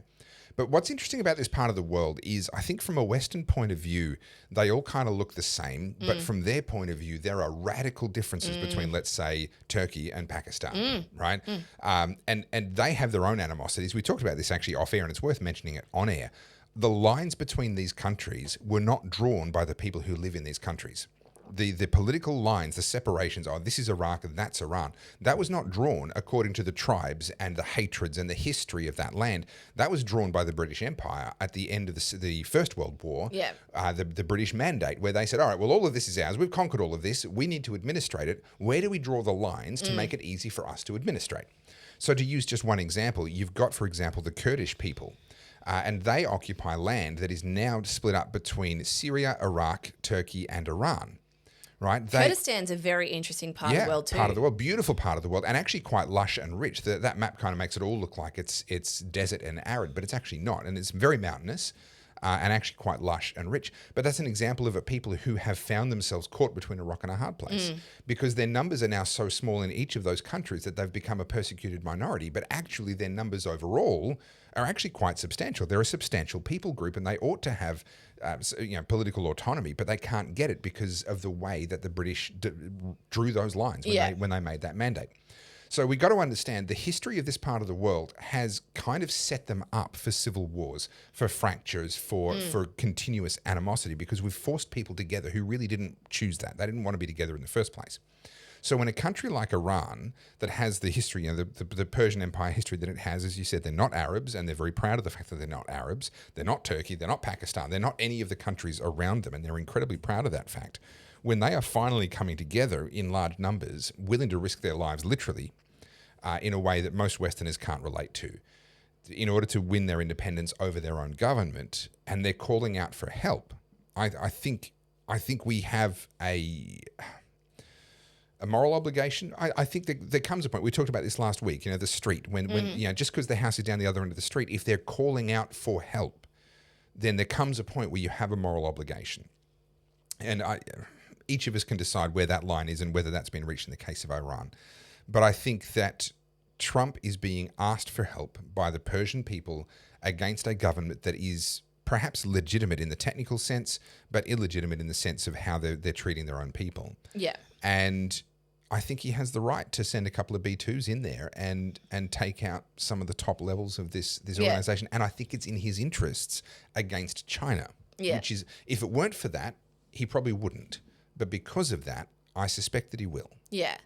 I think very few people also understand how big Persia was as well. I was trying to find a map. This is a very old one. This is like, beginning of BC, just before BC, sorry. So this is obviously Egypt coming up the top of Libya. Yeah. This is, Jordan, Syria, and then this is obviously all Iran. Yeah. Here you've got, part of Turkey, and it stretches as far as, what is that? Is that So that's where Spain? Constantinople is now, or what used to, That's that's Turkey. Istanbul now, Yeah. is what used to be Constantinople. So where the Black Sea drains into the north of the Mediterranean is now actually the middle of Turkey, but it used to be, that's historically been a very difficult point to conquer, and so it's been where a lot of empires have kind of stopped. Yeah. And then obviously all the way back over here, you got all your stans, so Afghanistan, Yeah. Pakistan. Yeah. It was huge. Oh, vast. God. Excuse me. Yeah, why am I listening to your phone ring? Sorry. And it's hard to fathom how a empire could be that size in a time when the technology was what it was. It would take them weeks to send a message from one end. I don't know about weeks in this case, but certainly the Roman Empire, it took them weeks to send messages from one end to the other. I was going to say, what's this comparatively to Rome? I would have thought the Roman Empire was bigger. Gee, it stretches the bigger. entire length of the Mediterranean, goes But it across didn't to the include UK. as much of It didn't penetrate the as Middle far to East. the east, yeah. But then, I mean, if you want to see empires, have a look at the Mongol Empire under Genghis Khan. I mean, that's just the sheer reach of that because they came out of Eurasia and they were conquering the steppes. They were conquering, like, just look at the size of the scale of the map and how zoomed out that map is. Right? There's the Black Sea and the Adriatic Sea down the bottom and the Caspian Sea, these little tiny places off to the left-hand side of the map. The other map we were looking at for the Persian Empire, they were these big sort of dominant features. So when were the Mongols? 1200 something AD. like that, yeah. Well, what does it say there? 1294 AD. Yeah. So, relatively recent compared to, let's say, the Persian Empire. Yeah. But I mean, we're talking the vast majority of northern China, obviously, all the way up into huge amounts of what we Russia's call basically Russia. always been Russia to a degree. Well, I mean, I know this is part of this is Russia. This is Ukraine so and things like that. But Kiev, the city of Kiev was founded, 1,400 years ago, 1,600 years ago, something like that. Moscow was founded more recently, about 1,000 years ago, something like that. So before this, Moscow already existed before the Mongol Empire. But yes, I mean, certainly by that map there, you would say that it wasn't conquered by the Mongols. I think we bring back all these names. Britannia. I know. Germania. I know. It's, the romantic in me agrees. But anyway, so to come back to the point, we have a people group. We have neighbours at the very, very far end of the street. They're not our close neighbours. They're at the very far end of the street. They're being abused and they're crying out for help. And they're crying out specifically to the person who can actually do something, which is Donald Trump with the US military. He said, I'm going to do something. I think there's moral justification for him to do something. I think we've crossed that threshold. People are being murdered in the street for the crime of protesting against their government and trying to free themselves from that oppression. I think we've crossed every necessary moral threshold. What I don't want to see is boots on the ground. I don't want to see this turned into an Iraq or an Iran 1.0 even. I don't want to see him lay the seeds for another resentment. Another 20 years' time, the pendulum swinging back the other way. Oh, we don't want this American imperialism in Iran. No. Decapitate the current government and then let the protesters do the rest so that forevermore they can stand there and say the Persian people reclaimed our own country. Yeah. And that way it has a chance of being a success in the long term. So the other thing that I think people also underestimate is just how central to the destruction of the West Iran is. Yeah. They fund a lot of these proxy groups, Yes. Hezbollah, Hamas, the Houthis. And I mean, no one talks about Yemen. No one's interested about Yemen. But that's been in one of the worst human rights or humanitarian crises for like the last decade. Yeah. And that's because Saudis and Iran are having a proxy war through Yemen. Yep, through Yemen, correct. And, you've got Iran who's funding the Houthis, which are the rebel fighters, the guerrilla fighters. And then you've got the destabilization of any government in Yemen. And who suffers? The civilians. Well, the civilians, of course. And, people don't realize how poor Yemen is. Yeah. But also on Iran and their funding of terror around the world, we've just seen, was it the UAE just said we're no longer going to pay for our citizens to go and study in the UK because they're getting radicalized in the universities. Iran are paying for a lot of that. Iran are paying for a lot of radicalization in Western countries around the world. They're running basically a demoralization, sapping at our courage with a lot of their sort of confusion, disinformation campaigns, using our own what's the compassionate suicide, the suicidal empathy. Iran specialise in weaponising our suicidal empathy against us in our universities, in our court systems, in all of that, and they're funneling a lot of money in that direction. With Iran no longer an Islamic Republic, and with USAID no longer funding a lot of destabilization programs from the other side, there's a lot of parts of the world that'll actually start to be able to heal. That, and also the tip of the iceberg with the Minnesotan fraud. And so a lot of the Somali money that's being used to slaughter civilians in Somalia. But not has only come that, out a lot of it America. has made its way back into the pockets of Democrats to help them. Of course it has. So I think, I mean, I've said this for the last 12 months. This year, these institutions are crumbling. Yeah. It doesn't necessarily always happen the way we want, and unfortunately there's always going to be civilian casualties. Collateral damage, messy as hell. Yep. Not every bad guy goes down. Not every good guy gets his day. No. Yeah. And also, it's never as quick as people want it to be. And I think Yeah. people forget this about revolutions. People think revolutions are done in a day. Yeah. We win the war, we take over, everything's back to normal. Yeah. It could take a decade. And let's not forget even the French Revolution, which wasn't necessarily the most moral revolution in history. I agree that their government needed to go down, but obviously it turned into this just outright slaughter of so Well, many the people. Napoleonic Wars and everything that followed after that. I mean, it was out of the frying pan into the fire. But the actual revolution was about 4 years, Yeah. and it initially did not go well. No. Right? They lost to the regime. The regime held on for a long time, and it turned into bloody fights. And then once sort of the people won, the equality, fraternity, all that stuff turned into off with their heads. And they headed into a whole new kind of hellscape. So hopefully that won't be the fate of Iran. I don't think it will be the fate of Iran. But again, your point, it took years, and we forget that. And with Iran being toppled, right? You think about if Khomeini goes down and some form of democracy takes back over, and what that looks like, who knows? And it would take a while. Yep. Iran, like I said, funding all these proxies and all these terrorist groups, there becomes a power vacuum. What happens then? In a lot of those places, yeah. What happens then? Because these people don't just change their beliefs overnight. And I think people Misunderestimate. They underestimate, but they also misunderstand the way a lot of these things works. We're very binary in our thinking in the West, good versus evil. Yep. In the Middle East, it's tribal. So you have, even if you take down Khomeini, even if you wound up all the mullahs and shot them all, there are still people who are fundamentalist Islamists. Yeah. And then you have all these people, these pockets across Syria, Afghanistan, Pakistan, the ISIS crew, Hamas. They're not going to just stop. And this is where it can be really tempting to take a leaf out of Stalin's book and just try and kill your way into utopia. Yes. Just be like, oh, well, if we haven't got utopia yet, we just got to kill a few more of them. No, you got to do the Nayab. Round them all up, straight in the lock 'em seacot. up. Well, that's certainly a lot better than killing them all. If it was a choice between those two options, then obviously... How do you de-radicalize someone who's an Islamic extremist? Honestly, the most reliable way is to actually get them to become a Christian. That's actually historically the most reliable way. I know what you're saying, but that is never going to happen. Well, it actually happened. It's actually, the Middle East is having an amazing revival, and it's really interesting. There's something about the Islamic faith where they are in very large numbers having visions and dreams of Jesus Christ. It's this really weird phenomenon that's happening over there right now. And converting to Christ, and then often getting beheaded for it, getting killed. Like, these are serious conversions. They are dying because they're saying, hey, Jesus came and talked to me in the middle of the night. Now I realize that he's the truth. And yep, you're going to kill me, but this is the hill I'm willing to die on, literally, in the most literal sense. But yes, you can't force anyone to convert. That's not a real conversion. It has to be a belief. And so that's not really a strategy in terms of de-radicalization.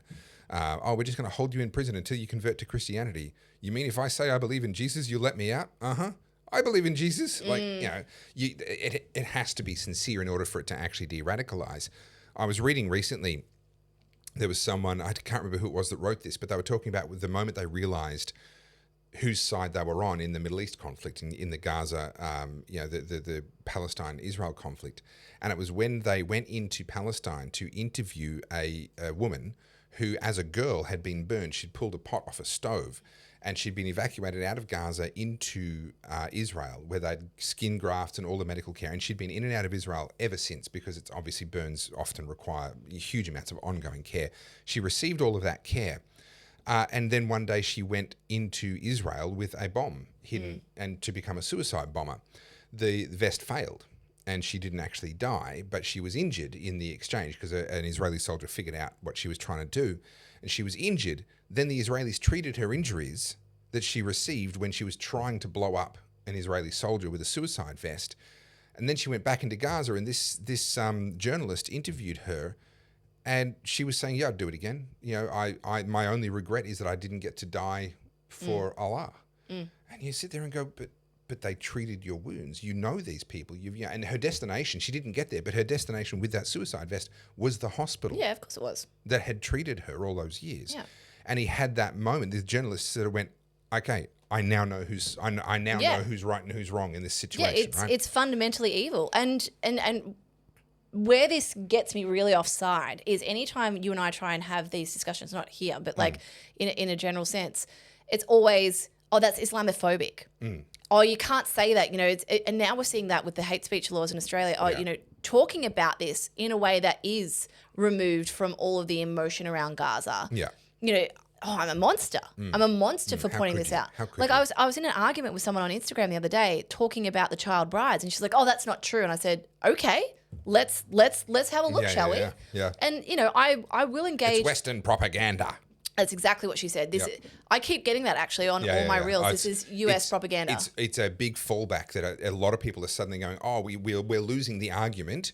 I just have to dismiss your evidence. Yes. And that's what they're coming back to. And if you're nice enough to me, and when I say not nice, if you're pleasant enough to me, I'll happily engage. Yeah, I'll engage. Yeah. If your first thing is to just like attack me and tell me I'm an idiot, zero time. Yeah. Are you going to insult me? Zero time. Because I know there's no point. I'm wasting my time with you. Anyway, this person, to their credit, was like, that's Western propaganda, blah, blah, blah, blah, blah. And I said, okay, do you want to have a chat? I'm so happy to have this chat with you. Yeah, prove it to me. Okay, I will. And I said, I'm going to get you sources that aren't Western. I'm going to get you sources from neighbouring countries or human rights interventions into child brides. Because she, you know, this is what people do. They type it into ChatGPT, Grok, Google. They read the first page. That's it. Yeah.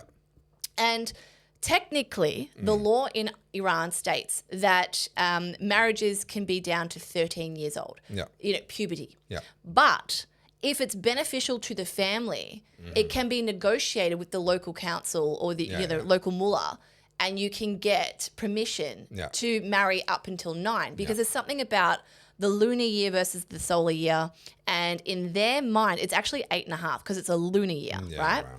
And so in their mind, in these religious clerics, these Islamic extremists, I'm going to say 8.5 because that's what it is. An 8.5-year-old child is able to be wed to a 50, 60, 70-year-old man. Western disinformation. Should her biology be ready to be impregnated?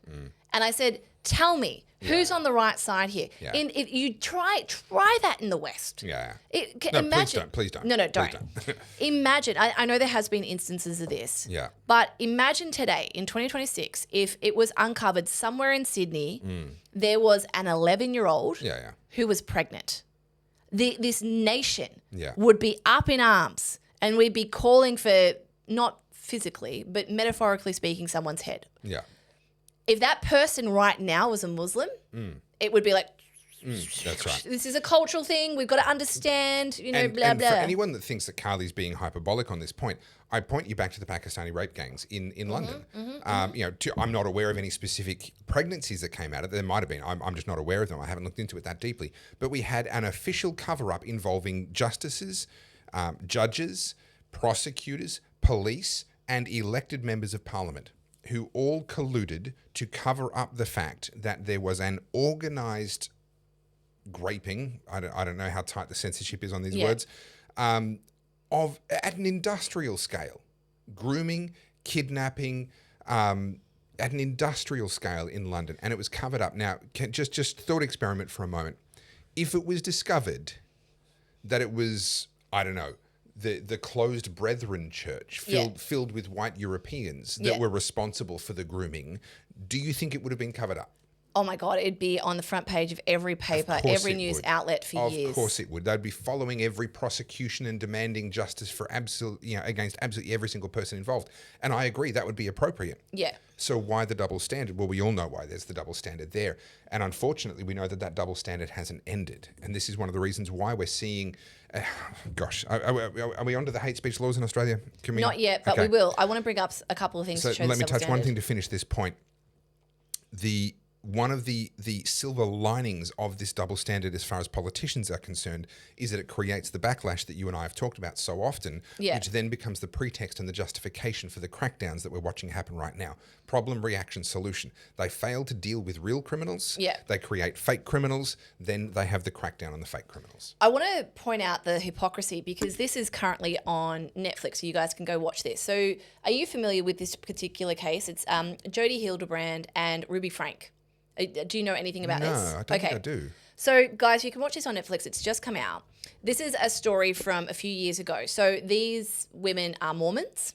And the reason I bring up Mormons is that's a version of Christianity, right? Well, in an enclave in Utah, they're very, very much keeping to themselves. And it's one of those fundamentalist churches where, you know, you're not allowed to speak, there's expectations, and they kind of look after each other, right? So the reason I'm bringing this up is it's a Christian example of something as heinous that happens on the Muslim side where we're not allowed to talk about it, but here on the Christian side, it's already a Netflix special.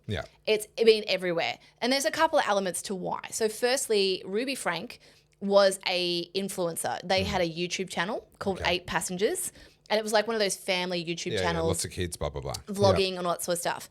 Jodi was a therapist, but she specialized in Mormons, so helping Mormons work through difficult relationship issues, sexual issues. Look, I can't imagine having 2 or 3 wives. How many marriage problems you would have?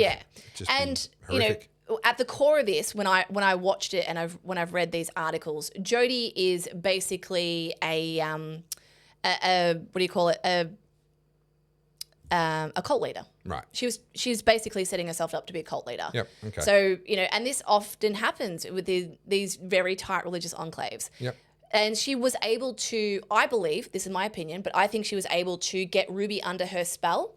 And Ruby, prior to meeting Jodi, I mean, they had 8 kids or, you know, 6 kids or something like that. Yeah. And her and her husband were the doting parents. And, you know, it was a Mormon lifestyle, but for whatever, you know, for all sense and purpose, it was normal. Yeah. You know, happy, healthy children. Yeah. And so what happened was this Jodi person somehow infiltrated her life. And I think it's because Ruby had a substantial following and it was leverage for Jodi. And what ended up happening is the husband got pushed out because Jodi was saying, like, you guys need to be able to figure this out, whatever. And they don't explicitly state it, but it does seem like there's a missing piece of information that these two end up in a lesbian relationship. Right. Right? It's never stated specifically, but that's what I think. Just given the undertone of what happened here and how easily she was able to manipulate this Ruby chick. Yeah. Anyway, it ends up with the 2 youngest basically tortured. 2 youngest children are tortured, a young boy and a young girl. And what happens is the young boy is somehow able to escape. And what happens is he had been tied up with rope and handcuffs behind his back. He hog-tied him, right? Yeah. And obviously from the friction from the handcuffs and the rope, he's got burns. And then they've tried to heal them with a homeopathic solution, which is cayenne pepper and lemon or something like that. And then they put cling wrap around it and then duct tape and then put the handcuffs back on him. So If that can't breathe, that'll fester. Correct. Oh. You can imagine. And then on top of that, they don't feed them. Yeah, right. So these kids are emaciated. Emaciated, They've been tortured. They've been tied up. Yeah. Somehow the little boy was able to run away. And he goes, and it's the most horrible footage to watch. This young child. And he looks younger than he is because he's so thin. Yeah. And he goes to a couple of homes and no one's home. And he goes finally to this man's house who doesn't answer immediately. And you see him, he looks forlorn. He looks really, really lost, the little boy. Yeah. And then eventually the man sort of comes out and he goes, "Can I help you?" He's like, "Oh, excuse me, can you please call the police?" And then, you know, the neighbor is a little bit... This is like ring camera footage Yeah, or ring something? camera. Yeah, wow. And the neighbor's a little bit dubious. He's sort of like, I'm a bit worried here, what's going on. It comes out. And then eventually he looks at the kid and goes, "Holy shit!" And then he sees the welts and the rot on his wrists. Yeah. And then you hear him calling 000, and he's breaking down in tears in the police call, saying, "You need to come here. Something's going on. This kid's been tortured." And obviously, in that religious circle, things were very hush hush. They don't talk easily. They're not gonna, they're not gonna give away the information. And it comes out that, at the core of this was this fundamentalist belief, this Mormon belief, and she thought she was talking to God and Jesus was coming through her. And so the reason I bring this case up is that is an example of a religious extremist. Yep. This is a Christian religious extremist. And within the space of a couple of years, and it was big news because she was an influencer, but it's all over Netflix. It was all over every major article. Yeah. And I'm not saying it's not terrible what happened to these children. Of course it is. But compared to Pakistani rape gangs, I think we could argue on a spectrum. Yeah. Being tied and bound isn't quite the same as a young child being gang raped by 9 Pakistani men. Yeah. I'm not saying that either should happen, to be clear. And I'm careful with my words because I never want anyone to clip me out of context. Oh, they will. But we couldn't talk about the Pakistani rape gangs because, it would look Islamophobic to do so. Oh, but this one racist. can be everywhere. Yeah. So can we lighten the mood slightly before we get into the Australian hate speech stuff? One more. Can I do all right, one more and then we're going to lighten the mood. Okay. So we know that there's honour killings. I've talked about that in previous episodes. And I brought this up very quickly the other day. This is in Adelaide. So this is video footage of the father No, the sentences are getting reduced. This is my point.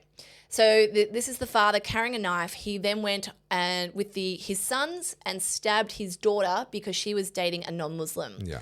And this is where we're at in Australia. So this is a attempted honour killing. She survived. But the father and mother and brother of a woman who was the victim of an honour stabbing in Adelaide North have had their sentences reduced. We're okay with honour killings here because it's a cultural thing. That makes it normal. The court had previously heard their traditional Pashtun Muslim family disapproved of her relationship with a Christian man. I need my glasses. I can't actually tell what that word is. Pashtun? Yeah, at that range, the glasses, that's right in the middle of where the glasses help me and where they don't. So essentially, she obviously suffered significant internal injuries. Of course, yeah. And the court have heard that her traditional Pashtun Muslim family disapproved of the relationship with a Christian man and worked together to track her down in the lead up to the stabbing. The crime had previously been described in court as an attempted honour killing. During the sentencing last year, the Supreme Court Justice said that offending was not just criminal, but the deepest form of betrayal by almost every one of her close family members. Yeah. They were given suspended sentences for their involvement in the crime. And then on Thursday... suspended sentences? So the woman's sister and brother. The mother and father were sentenced. Okay, right. But on Thursday, the Court of Appeal ruled that the sentencing the judge provided inadequate reasons for the 5% discounts applied to most of their pleas and said that the discount originally given failed to properly account for sparing the victim from having to give evidence at a potentially lengthy trial. In written reasons, the court also noted that the victim of the offending had provided a sworn affidavit earlier this year stating she forgives the appellants, expressing her favourable views of the appellants' Yeah, appellants' remorse and the desirability of non-custodial sentence. The father had pleaded guilty to the charges of false imprisonment and aggravated causing serious harm with intent and was originally jailed for 14 years and 3 months with a 9-year non-parole period. His total head sentence was reduced by almost 4 years to 10.5 years, with a non-parole period of 7 years and 6 months. The appeal court described his actions as calculated and brazen. The offending involved a gross breach of trust owed by the father and his child. And then it went on to talk about the mother. It set a new non-parole period of 2 years and 6 months, which is 8 months shorter than her original non-parole period. For trying to stab your daughter to death. Right? The brother's conduct was described as premeditated and calculated, with the court noting he was also a party to the plan to kidnap the victim and involved in an earlier home invasion whilst attempting to find his sister. He was originally jailed for 9 years and 9 days with a non-parole period of 6 years. He was resentenced to 7 years and almost 11 months in jail with a non-parole period of 5.5 years. Explain to me. Yeah. Explain to me how an honour killing here on Australian soil resulted in a suspended sentence and also a lesser sentence on the appeal. Yeah, well, our justice system is broken. We know that. Now, an interesting wrinkle in this is how much weight do you give to the victim saying, I forgive them, etc. You know, to what, I mean, look, I can forgive somebody and not want them back out on the street. Right. And with that forgiveness, though, what's that got to do with the court? Are we arguing law? Well, this is what I was about to get to. So in criminal cases, the government, the court, actually makes itself the victim, essentially. At law, essentially the government is saying, we're the victim here, so we have the right to prosecute. That's why the Department of Public Prosecutions can get involved. If that weren't the case, then you would have to prosecute privately. You would have to be a private prosecution. So for the public to prosecute, the public have to be the victim. The government comes in and says, well, we're actually the victim now. Now, whether that's right or wrong is highly debatable, and I think a lot of our legal problems actually stem from that particular legal fiction. Yeah. However, that is how it is. And so having a victim come forward, and we all know, the battered wife syndrome, oh, but he loves me, blah, blah, blah. Like that's unfortunately, tragically, a very well documented thing. To have the victim come out and say, well, they stabbed me, but I forgive them, the reference to the desirability of a non-custodial sentence. Okay, she might feel that way. But if it's a public prosecution, then do the public feel that way? Do you and I feel that it's okay as a standard to say these people tried to murder their own child because they dated somebody that they didn't approve of, and we're going to let these people back on the street? How much weight behind that, the victim, how much weight would the Muslim community that she's a part of have in the way she feels about her safety moving forward? Yeah. Because I know this in a lot of cases, like particularly a case I followed closely when it was about genital mutilation at the hand of Somalis. Yeah. It was done here in Australia. And the victim in that case argued that she forgave her parents and things like that because it was part of their customs. Right.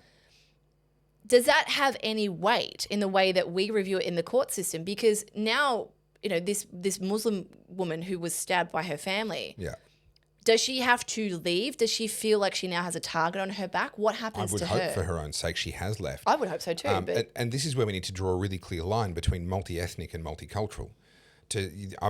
People accuse me of being, he doesn't stand up for Australia because he thinks that we should have immigration. No. We should enforce our laws. I've been crystal clear on this all the way through. If you want to engage in female genital mutilation in this country, go directly to jail and hopefully never come out, right? I find that a particularly abhorrent crime. If you're going to engage in honour killing because it's a part of your culture, well, then clearly you are not adopting our culture. Clearly you are not becoming an Australian. You're trying to import yourself to here. So we will throw you in prison for as long as we think appropriate. And then, in my view, instant deport. Yeah. You get driven in a high-security van straight to the airport, in handcuffs, possibly escorted. I'll, as a taxpayer, I'll pay for a federal police officer to fly over to your destination country with you and make sure that you land over there, and then they'll get back on the next plane and come home, and you can sort yourself out over there. Yeah. I've got no issue with any of that. Enforcing our laws is not incompatible with relatively welcoming immigration policies. And in fact, I would argue the only way you can have a welcoming immigration system is if you have a very strict welfare system that does not give out money easily, and you enforce your laws equally irrespective. Like this argument, but that's my culture. Oh, so you're likely to do it again, are you? Like that counts against you, not for you. You want to come here and say, but for us this is normal. Well then fuck right off. Yeah. Right? Because that is not normal here. That should not be a defense. Yeah. Yeah, and when these people come out with their racist claims or Islamophobia or bigotry or whatever it is, these are the same people who sit there and die on the hill of human rights, but they'll specifically disregard the human rights of people that ideologically they can't benefit from. Yep. Which is which is extraordinary. Which is extraordinary, but I'd also argue, I've said this in previous podcasts, we are getting further and further away from our own humanity than we are getting closer to it, because we are now able to separate between us and them. We're able to look at people. We already see the polarization of the left and the right. Oh, you're a right-wing extremist, you're a left-wing nut job, whatever. And sure, you and I participate in that to a degree. Sure. But as much as I disagree with the sentiments of people on the progressive left, I don't wish ill on them. The problem is they want me to die. Correct. We are not the same. We think they're wrong, they think we're evil. Yes. Now I will isolate individuals and say I think that individual's evil. Yeah. But I don't think the left as a movement is evil. Most of them actually are overactive in the compassion department. And that's actually what gets weaponized against them. They get manipulated with that. They're very, very well-meaning people, but well-meaning and doing well, doing good in the world are two very different things. Do you think there's also an element of that? There's that whole quote, it's always attributed to Churchill, but I don't know if it was Churchill who said it. But when you're young, if you aren't a socialist, you don't have a heart. When you're an adult, if you're not a conservative, you don't have a brain. You don't have a brain. Yeah, it is attributed to Churchill. I don't know the origin of it, but I'm familiar with it, All right, so that expression, I think, I don't know, this is just something I'm speculating, I'm just looking at with social media particularly. Is it perhaps because we are infantilizing people for so long, and people stay in adolescence long into their young adult life, longer than we think about. So you think about this current generation coming up. It's, tail end of millennials, and part of it, a big chunk of it is Gen Z, not so much alpha yet because I think they're still in primary school. But many of them are still at home at 25, 26, 27, even some of them in their 30s. They haven't gone into those young adult positions. They're not getting married. They're not living, independently. They're not in their big grown-up jobs yet. So you're sort of extending adolescence. Whilst they might be a young adult, they're not actually doing anything that attributes to being a young adult. Very few of them actually have even had their jobs yet. Yeah. Whereas my generation, millennials, it was a flex to have your job at 14, 9 months. Yeah, absolutely, yeah. And like whether you were working I lied about my age. I had my job even before then. Yeah. I was working for my auntie at 12. Yeah. There was something about that independence I thrived on. But, it was a flex. Oh, I work at Sanity. I work at the movies. I work at Woolies. And we all had different little perks. And it was like fun.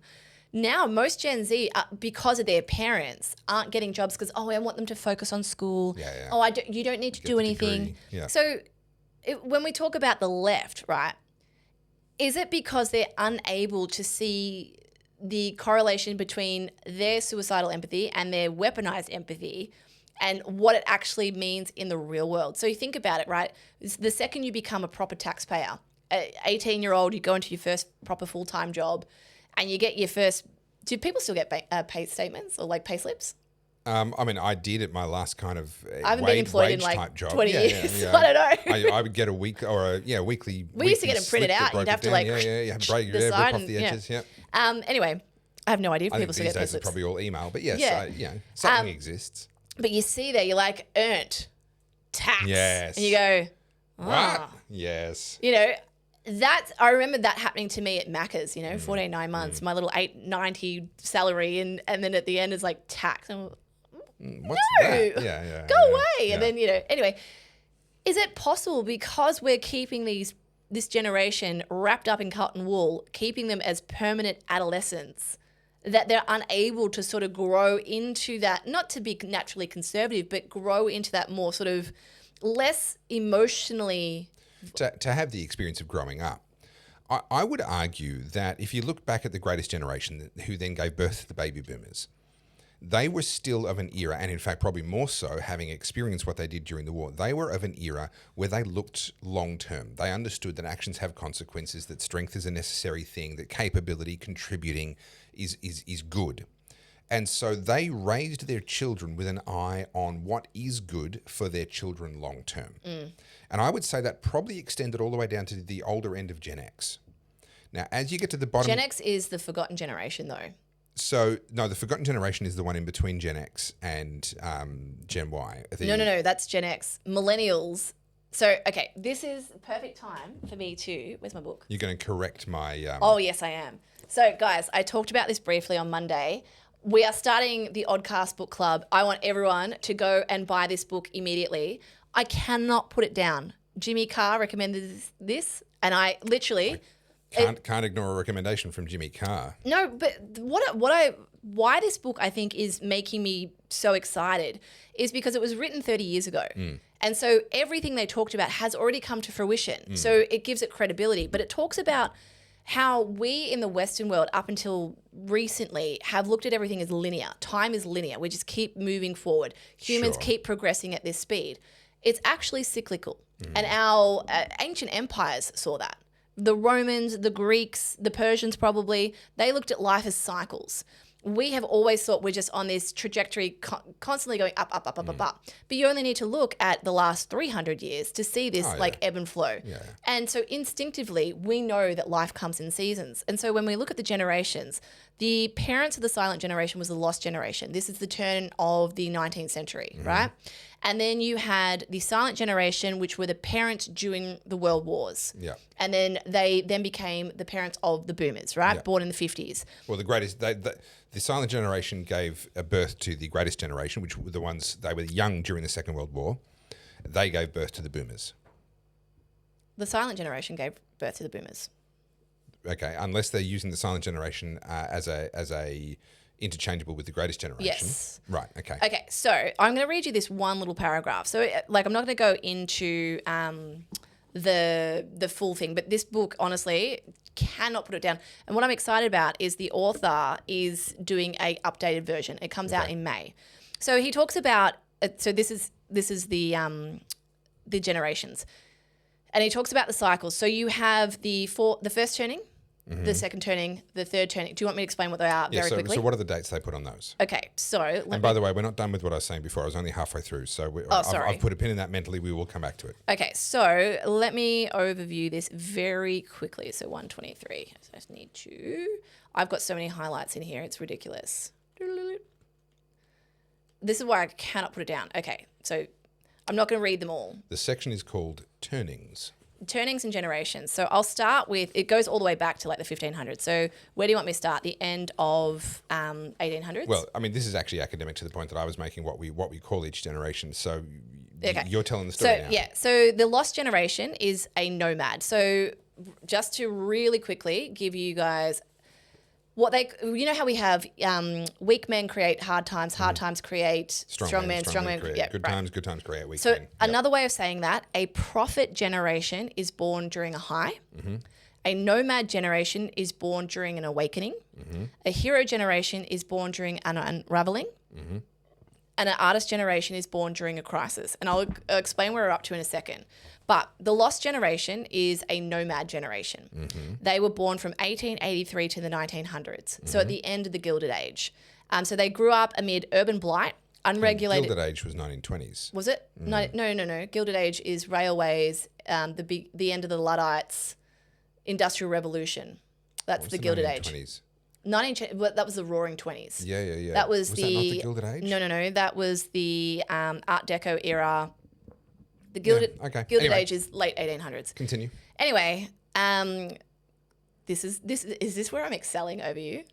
Possibly. I mean, you've just read the book and I haven't, so you know. No, it's because I watched the Gilded Age, the series. Oh, okay. There you go. Anyway. I didn't. Okay, so you think about that. You're at the height of the Industrial Revolution, and you've got the 3-year-olds being chimney sweeps. That's kind of that generation, right? Then you've got the GI generation. This is a hero generation born in 1901 to 1924, the people who then went on to fight in World War. Okay, so they're bundling both the world wars together, which that's absurd, but okay.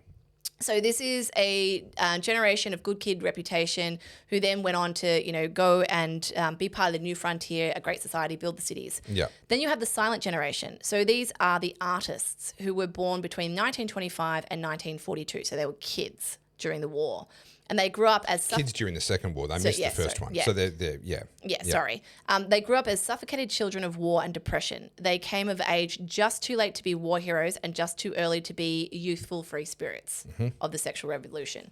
Then you've got the next generation is the American high. So the first turning, 1946 to 1964. So we call that the boomers. Right? Yeah, okay. So what they're calling the silent generation is what I've usually heard referred to as the greatest generation. Greatest generation, yeah. So they call them that because they're a hero generation. Okay, so the boomers witnessed America's ascendancy as a global superpower. And then you have the consciousness revolution, the second turning, so 1964 to 1984. We would call that Gen X. Not all our way through, but okay, yeah. Yeah. I mean, the size of their generations is shrinking. It's meant to be 20 years. Well... Yeah. Technically speaking. Yes. And I mean, remember, this book was written 30 years ago. Yeah. So, sorry, these are turnings. Sorry, I'm reading the wrong page. Sorry, these are turnings. The American high. Sorry, the boom generation. Prophet generation born 1943 to 1960. Sorry, I misread the wrong page. Okay. Because you have turning, so first turning, fourth, and then you have the generations.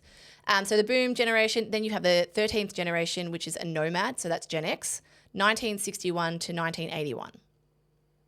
Okay. They survived a hurried childhood of divorce, open classrooms, devil child movies, and a shift from G to R ratings. They came of age curtailing the earlier rise in youth crime and the fall in test scores, yet heard themselves denounced as so wild and stupid as to put the nation at risk. As young adults, they maneuvered through a sexual battlescape of AIDS and blighted courtship rituals. They date and marry cautiously. In jobs, they embrace risk and prefer free agency over loyal corporatism, right? And that's when you got... broadly speaking. Yeah, and that's how you got the birth of grunge and hip-hop and that sort of, that subculture that took hold in the early 90s, Well, late 80s, into the 90s, right? yeah. And then you have the millennials, which is me. So we are a hero generation. You love to hear that, don't you? What dates are they putting on the millennials? Born 1982 to 2006. Okay, so the forgotten generation is the very bottom end of Gen X and the start of the millennials. So is that me? That's us. That's both of us. Yeah. We are in. So the Gen X to Gen Y or millennial changeover was a seismic one, even by historical standards, because that's when technology began to really exert itself. Yeah. And so the Gen X experience versus the early Gen X experience versus the late Gen Y experience, they grew up in two different worlds. They're not just two different generations. We are the ones stuck in the middle where we have a foot in both camps more so than basically anyone else. Yeah, anyone at the tail end of millennials, they're coming into their 30th year this year, the end of the millennials. And technology has been a part of the world for as long as they can remember. Yeah, they had the internet. We are the last generation to remember the world before. Yeah. And yet it came so early that we're still native. What's fascinating about this book is it literally has the artist archetype has yet to be born. That's Gen Z. Yeah. But yeah, so in this, it talks about cycles, and we are at the tail end of the fourth turning, which is the crisis. And that book actually was able to predict the GFC, COVID, September 11, and a whole host of other little things that have popped up. But in every crisis, there's usually like a coalescing of people coming around and banding together. World War II was the last one. Sure. I don't know what the thing is that we're coming together over yet. I don't think it's happened yet. Well, I mean, hopefully it's not a third world war, but I would argue, and I have done publicly, that the defense of freedom of speech is the great battle of our time.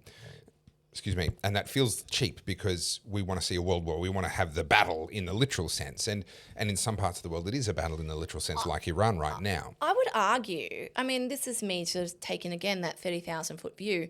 I would say we're in a consciousness battle. I think there's a lot of people who aren't conscious. I don't mean physically as in they're awake. I mean, they're not in themselves. Everyone is living very external, very much, they are at the whim of what's happening outside of themselves. Very few people, not no one. I'm obviously painting with broad strokes here, but very few people are centered. Self-esteem is at record lows. Agency, record lows. We've eroded the individual to the point where we now have to, work in packs, particularly on the woke side of things. And so when you've removed all that agency, I would say very few people are able to trust themselves and trust their judgment. That's a spiritual war. That's a consciousness war. I think that's true, but I think that's never not been true. I don't think that defines generations. I think that is kind of the meta battle. That's the meta. Is it though? Because I feel like you look back at previous generations, they still had those core foundations, those pillars that centered them or anchored them somewhat. Get married, have kids, get a job, buy a house. Sure, but that's not related to the consciousness, the awareness side of things that you're expressing. That's another thing again.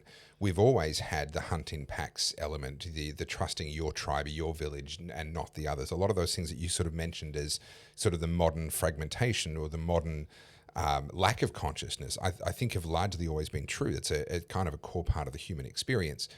But can I come back to the point that I was making before we sort of tangent timed our way across unofficially, because I didn't sing the song, so it's an unofficial tangent. It was a segue. So the Gen X generation was raised by the greatest generation, the silent generation, the ones who fought the wars. They had a long-term view, and they raised Gen X by doing for them what was best for them long-term. Yes. However, at that same time, what crept in was the if it feels good, do it. This is the latter end. The sexual revolution of the 60s certainly did that, and that then began to dominate parenting. And so Gen X were raised to raise their kids differently to how the silent generation, the greatest generation, had raised them. They talk about that in the book, the Nike slogan, just do it. Just do it. Now, what does that mean? In practical terms, Gen X raised their kids not with a focus on what would do their kids good in the long run, but with a focus on what would feel good to them in the short term. Yes. And so for those who aren't keeping up, Gen X are the parents of Gen Z. Yes. For the most part. Yeah. And so Gen Y, we're the children of the very early Gen X, or in fact, the very end of the baby boomer generation.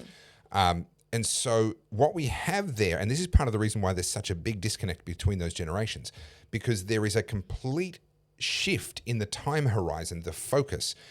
Gen X were raised by parents who would sacrifice their happiness in the short term for what was best for the kid. That often looked like tough parenting. Yes. That's the reality of it. What Gen X then did in turn is they raised their kids based on what felt easy right now. Or soft parenting, participation trophies, all of that stuff came up. This comes back to your original question, which is, are we staying children for longer? All right. So the working definition of an adult versus a child that I use, that I refer back to, because I believe this is the most accurate. A child is a dependent. A fully grown adult is someone who is able to raise a child into fully grown adult status. So in other words, they can provide not only for themselves, but they can also provide for a dependent and train that dependent how to be independent and how to actually then train the next generation.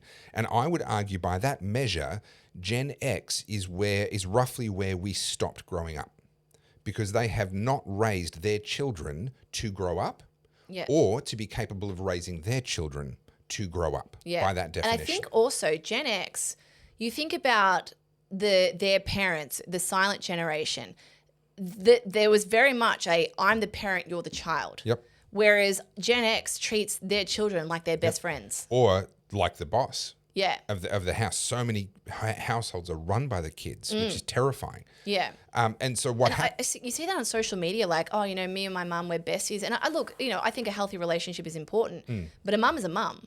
I think you become friends as the child becomes an adult. Yeah, I think so too. But until then, it's parent-child. Yeah. And so what we've got now is a situation where our parents raised us with a focus on what was easy for them, the lowest friction, path of least resistance, what feels good to me right now. And so we got a bunch of petulant, headstrong kids who never got pulled into line, who then think that that's how life should be lived. And so why would I sacrifice by working hard in my younger years when I can just go out and have fun? Because going out and have fun feels better, feels good. You're delaying the consequence. And then, millennials, I am a millennial. I'm turning 40 next week. I look at how I've lived my life. I don't regret anything I've done, but I do wish there was an element of seriousness that someone in my family had bestowed upon me in those 18 to 20s, early 20s of put money away. Put it away. Because I blew it. Of course I did. I think everyone feels that way. I certainly blew a lot of mine. But Jimmy Carr put you onto that book. Let me put you onto another Jimmy Carr thing, because as much as he's a comedian, I think he's very funny. I actually think he's one of the better comedians very intelligent too. out there. I appreciate that. He's very well read. He's very intelligent. And when he gets serious, he can actually, he can drop some truth bombs. And someone asked him, what's the best piece of advice or something like that? Because he does a lot of audience interaction work. I don't remember the question, but I remember the answer. He said, essentially, the greatest piece of advice for life is prefer later.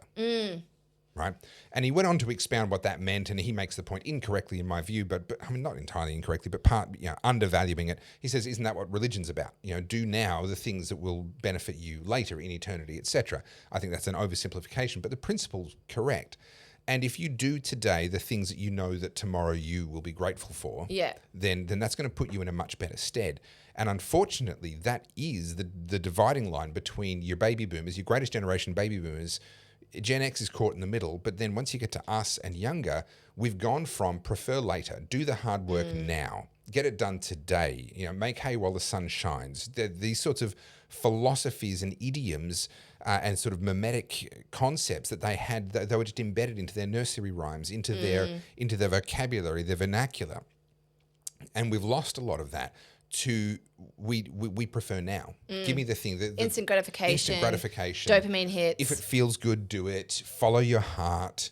Not wanting to have to make these sacrifices in order to build a future. And this, I think, is genuinely the crisis that is upon us now, is the crisis of actually entire generations, multiple generations, because you're not supposed to have more than one generation of children at a time, right? That's supposed to be how it works. We now have 2.5, arguably 3 generations of children. Yeah. Simultaneously. I agree. Alpha, Gen Z, and millennials to a degree. And the bottom end of millennials, that's the half to a full. And we are not raising our kids to grow up or to understand what it means to raise the next generation to grow up. Can I tangent quickly? Tangent time, tangent time. Hang on, where's the camera? Tangent time, tangent time, tangent time. Do you know someone had the audacity to ask you to stop singing that song in the comments last week? I was outraged. How dare you? We need to block that. I do not need that kind of negativity in my life. How dare you? How very dare you? Let us have some freaking fun. How else am I going to take Carly's crown off her of being a published song, whatever, rock star that she thinks she is, if I'm not allowed to sing my Tangent Time song? That is my only hope. Correct. Like, let us have some joy. Bloody hell. It's not your joy, it's ours. Hey, I'm very happy with that little bit of vibrato that I get on the Tangent Time. Yeah, that's why I do these ones. Come on, guys. Give me a Jazz break. hands. So, obviously, heading to Japan next week. Very exciting. And I haven't been to Japan since 2016. I was there for New Year's, Christmas that year. And there's obviously things that would have changed, and I'm excited, and I'm only going for 2 weeks. And typical me, I like to plan it, and like I have a spreadsheet. I will show you the spreadsheet in a second. I've seen it. It's crazy. It's intense, and I'll show you very quickly just so you guys see it. This is it. Woo! This is the spreadsheet. I'm not going to pause it too long because I don't need you guys to know everything. But so it's just stalking Carly. Some people are going to be trying to freeze frame. I know where she is. Yeah. Anyway. And so on social media, people obviously share their trips and bits and pieces. Yeah. And I went into this little rabbit hole of like, where's good to shop? Where's good to go eat? And things like that. And obviously the algorithm is now just sending that all through. Ah, yes. And I found this app called Romy, which when I first found it, I was like, wow, this is brilliant. So what Romy does is you can take a TikTok or an Instagram reel, send it to the app, and then the app scans it, finds the locations that you're talking about, and puts them on a map, pins them all, right? Incredible. And so then you have this map, say, of Japan with all these pins and locations that you'd like to go to. And then you can go, hey, I'm going to spend the day in Shibuya. Where do I go in Shibuya today? And it gives you an itinerary. Catch this train, go here first, go here at 11, then da-da-da-da-da. Brilliant. And I was like, this is so fun. And then so I have got hundreds of pins. Obviously, I'm not going to go to all of them. And then last night I was sort of looking through it. And because I've been scrolling for so long looking at all these different reels, I realized the magic's gone. And I was excited for it. I paid $80 for this app because I thought it was brilliant. Yeah. But now I'm like, hang on a minute, the spontaneity's gone. Yeah. The nature of discovery. When I was there 10 years ago, I didn't plan it like this. Yeah. I mean, I obviously planned where I was staying and that sort of more macro stuff. But the micro stuff of like what coffee shop to go to, where am I going to go shopping, and what bread am I going to buy? I realized that people are now experiencing, this is just something I realized like literally 2 days ago. People are now experiencing their travel destinations based on what someone else has done. And it's becoming incredibly insular. Yeah. We talked about at the beginning of the podcast, the breakdown of DNA. We're breaking down discovery to a point where it's becoming so small and so binary that you're missing all of these things. And so now I'm seeing a bunch of reels going, this is off the grid, this is like unexpected, this is down this strange alleyway. And it's not. It's just because everything has like coalesced around this one thing. Yeah. Like obviously you went to the Shinjuku intersection. Yes. So I was in Japan recently, ladies and gentlemen. We went to it's called Scramble. Yeah, Scramble. Yeah, so it's in the middle of Shibuya. There's sort of the busiest. It's like 9 different roads. It's not the middle of Tokyo. It's out a little bit, but it's kind of the nightlife sort of crazy shopping. It's a bit more young. Yeah. Trendy sort of area. And the event that I was speaking at, where they were showing Battleground Melbourne, was actually in a nightclub. You look out the window and there's Scramble. Like it was literally right there. It was really cool.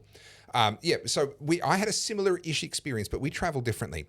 So for our honeymoon, my wife and I booked our very first night's accommodation, and then we did not book any other accommodation. We were going to Bali. We knew we were going to Nusa Lombok because we wanted to get off the main island and get away from kind of all the touristy stuff. We did not book any accommodation on Nusa Lombok. All I did was check that there was accommodation available. Yeah. That's as far as I went. So we landed in Bali. We went to the hotel that we'd already booked for the first night. We got up the next morning, no plans apart from we're catching the boat, we're going to Nusa Lombok. That's it.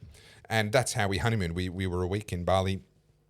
Fantastic. Really, really, really loved it. And we ended up staying at, 4 or 5 different places and just having really kind of interesting experiences. And no itinerary, no premeditated ideas. Since then, we traveled a little bit after that. And then, of course, we started to have kids. And then COVID happened. We didn't travel for 5 years. And finally, we had the chance to travel. And this time we traveled with no kids. We went to Japan for 1 week with no kids. First time we've done this in a decade, right? And so we did it again. We went, okay, we're booking the first night's accommodation, so we know exactly where we're going from the airport after we land. And we already had, someone else had booked the accommodation in Tokyo for the night after the event because the people who organised the event were providing that. That was it. We had 2 touch points. First night's accommodation and 1 night in Tokyo. That was it. Everything else was free. Now, we had a bunch of stuff planned based on Instagram. And honestly, I have really mixed feelings about that now.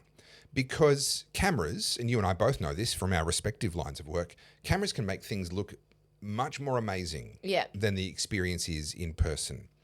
And you don't get texture, you don't get smell, you don't get a bunch of things. So you're just looking at the bright, shiny colours and that sort of stuff. And we had a bunch of the experiences that looked super cool. And I went, Yeah. just kind of Yeah. And it was the times when we weren't doing that. We were just cruising. We're like, oh, let's walk that way. Yeah. That was the moments. Like the most awesome place we found was literally on the very first night. We checked into the hotel directly across the road. There was an absolute dive of a place. And you'd know this. If you're looking for good food in a foreign country, find a place that does not have any signs in English. Yes. It's packed, but they're all locals. Yeah. Okay? And then you walk in there and you figure it out. So that's exactly what we did. And we're just pointing and grunting at food. I don't even know what I ate that night. But it was tasty. It was great. I didn't get sick. I ordered a beer and it came out in this massive, it was like something out of Oktoberfest. Yeah, like crazy. a big beer stein. Yeah, massive beer stein. I'm like, whoa, I didn't even know I ordered that, but okay. You know, and had a great night. We went back there a second time just before we left. Yeah. Just to touch that touch point again. It's just this completely random little place that we found. Another, you know, getting okonomiyaki from just this hole in the wall. Yeah. Right? That looked like it would give you dysentery. But the food was amazing. We went back there a second time before we left. That was the stuff. Yeah. When we went to the places that Instagram told me were going to be amazing and the person sits there and eats it, no, not really. There was a whole host of videos I saw where people, because I obviously want to go to take photos. Sure. And one thing I Because despise. you just can't stop working. You can't help yourself. You just Well, like, no, it's like that's what I used to love before it became my job. Just going and doing travel photos and just photographing things that I saw. Yeah. And you know, there's photographing things that are eyesores. yes, that too. Like you. No. Hey, you won an award for this eyesore. You set that up. I did. And I All right, well played. hit a home run. I'm not going to argue. Well played. Well So played. there's a really well-known photographer I follow, and he called Yantastic on Instagram, and he's been in Japan for a really long time, and he shows all these locations and stuff. And so now it becomes the Instagram photo. Yeah. This particular location at this time. Yeah. And I'm like, I don't want those. I'm an individualist. I cannot stand that people be like, oh, that's like such and such's photo. That's right. I can't That's stand right. that.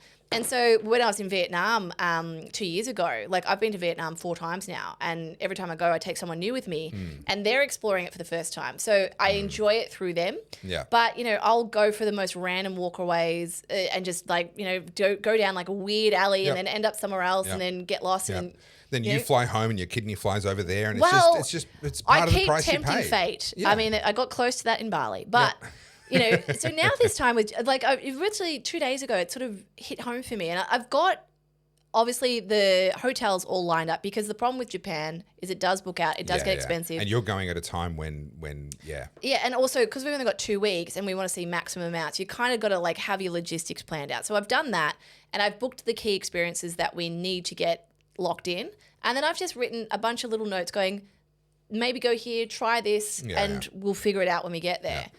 But isn't it interesting how social media has, in a sense, opened us up to the world, but then also shrunk our view of it? Yes, correct. So you'll go all that distance to then go and see the 2 or 3 things that you already saw on the internet. That everyone's already saw. How incredibly odd. I think I is said that? this about Egypt. I mean, we didn't have Instagram when I went to Egypt, but in my mind, my entire Did we have childhood, electricity? we didn't. We were still using oil lamps. Yeah.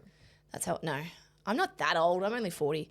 Anyway, I've spent my entire childhood completely obsessed with Egypt. And then when I was flying into Cairo, you literally fly over the pyramids and you see it from the plane. You're like, whoa! And then you get there and you look at them and you go, Oh yeah. Yeah. Because documentary filmmaker after YouTuber after Instagrammer has found the perfect angle and the perfect sunlight and the perfect this and that. And then when you go and look at it, it's at whatever time of day it is, the lighting conditions are whatever they are. And it didn't feel magic. Yeah. I don't know what I was expecting. This is years ago. I was like 21. I was expecting this like dun dun dun. Yeah, you thought they were going to rise out of the ground with like steam. Yeah, and like my heart was going to explode. I don't know. And then all I could smell was firstly BO and KFC behind me, and I was like. So my parents many years ago now did a bit of a boat trip down the Nile. Yeah. And they said in the moments On a of felucca. something like that. And in the moments of tranquility when the boat was moving, it was kind of nice. Yeah. But the smell was pretty overwhelming all the time. And then the minute the boat stops, all the hawkers are, are on there. You know, it's trying to sell you stuff from, and it's cute the first 2 times you see it, and then you start, you know, you cannot. Then you tell them to fuck or off. you can just hear this chatter, this insistence. I found myself in Japan. Japan's a very overwhelming place, and I'm not great. Overstimulating, yeah. I'm not great with that. I like single focus. I like, you know, to block things out. So, for example, for the flight on the way home, Tokyo's like that.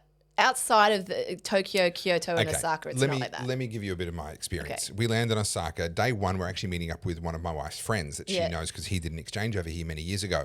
And he's arranged to pick us up in his minivan with his 4 kids. So quite a big family for Japan.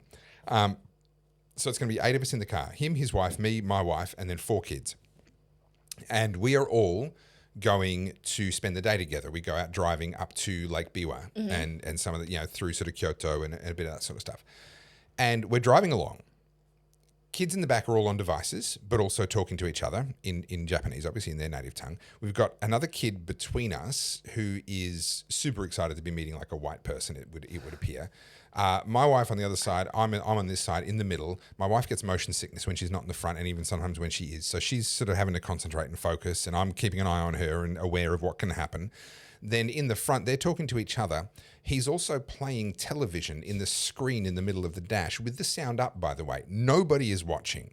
Nobody is watching this, but they are so used to the continuous overstimulation that he's tuned it out. He can't even hear it. Yeah. When I asked him, hey, can we turn that down? He kind of reacted like oh, it's on. Like that was kind of his response. We're barreling along this I loved. We're barreling along at 120 kilometers an hour in an 80 zone. No one in the back's wearing a seatbelt because we don't have to. Only the people in the front have to wear a seatbelt.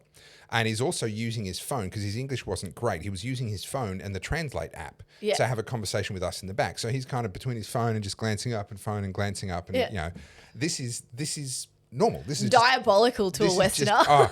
Well, to me, just the stimulation, the noise, it was just so intense. And so I ended up actually, as often as not, I've got earplugs that I carry with me everywhere because this has become an issue for me. And so I stick the earplugs in and then I drop the noise-cancelling headphones over the top of that.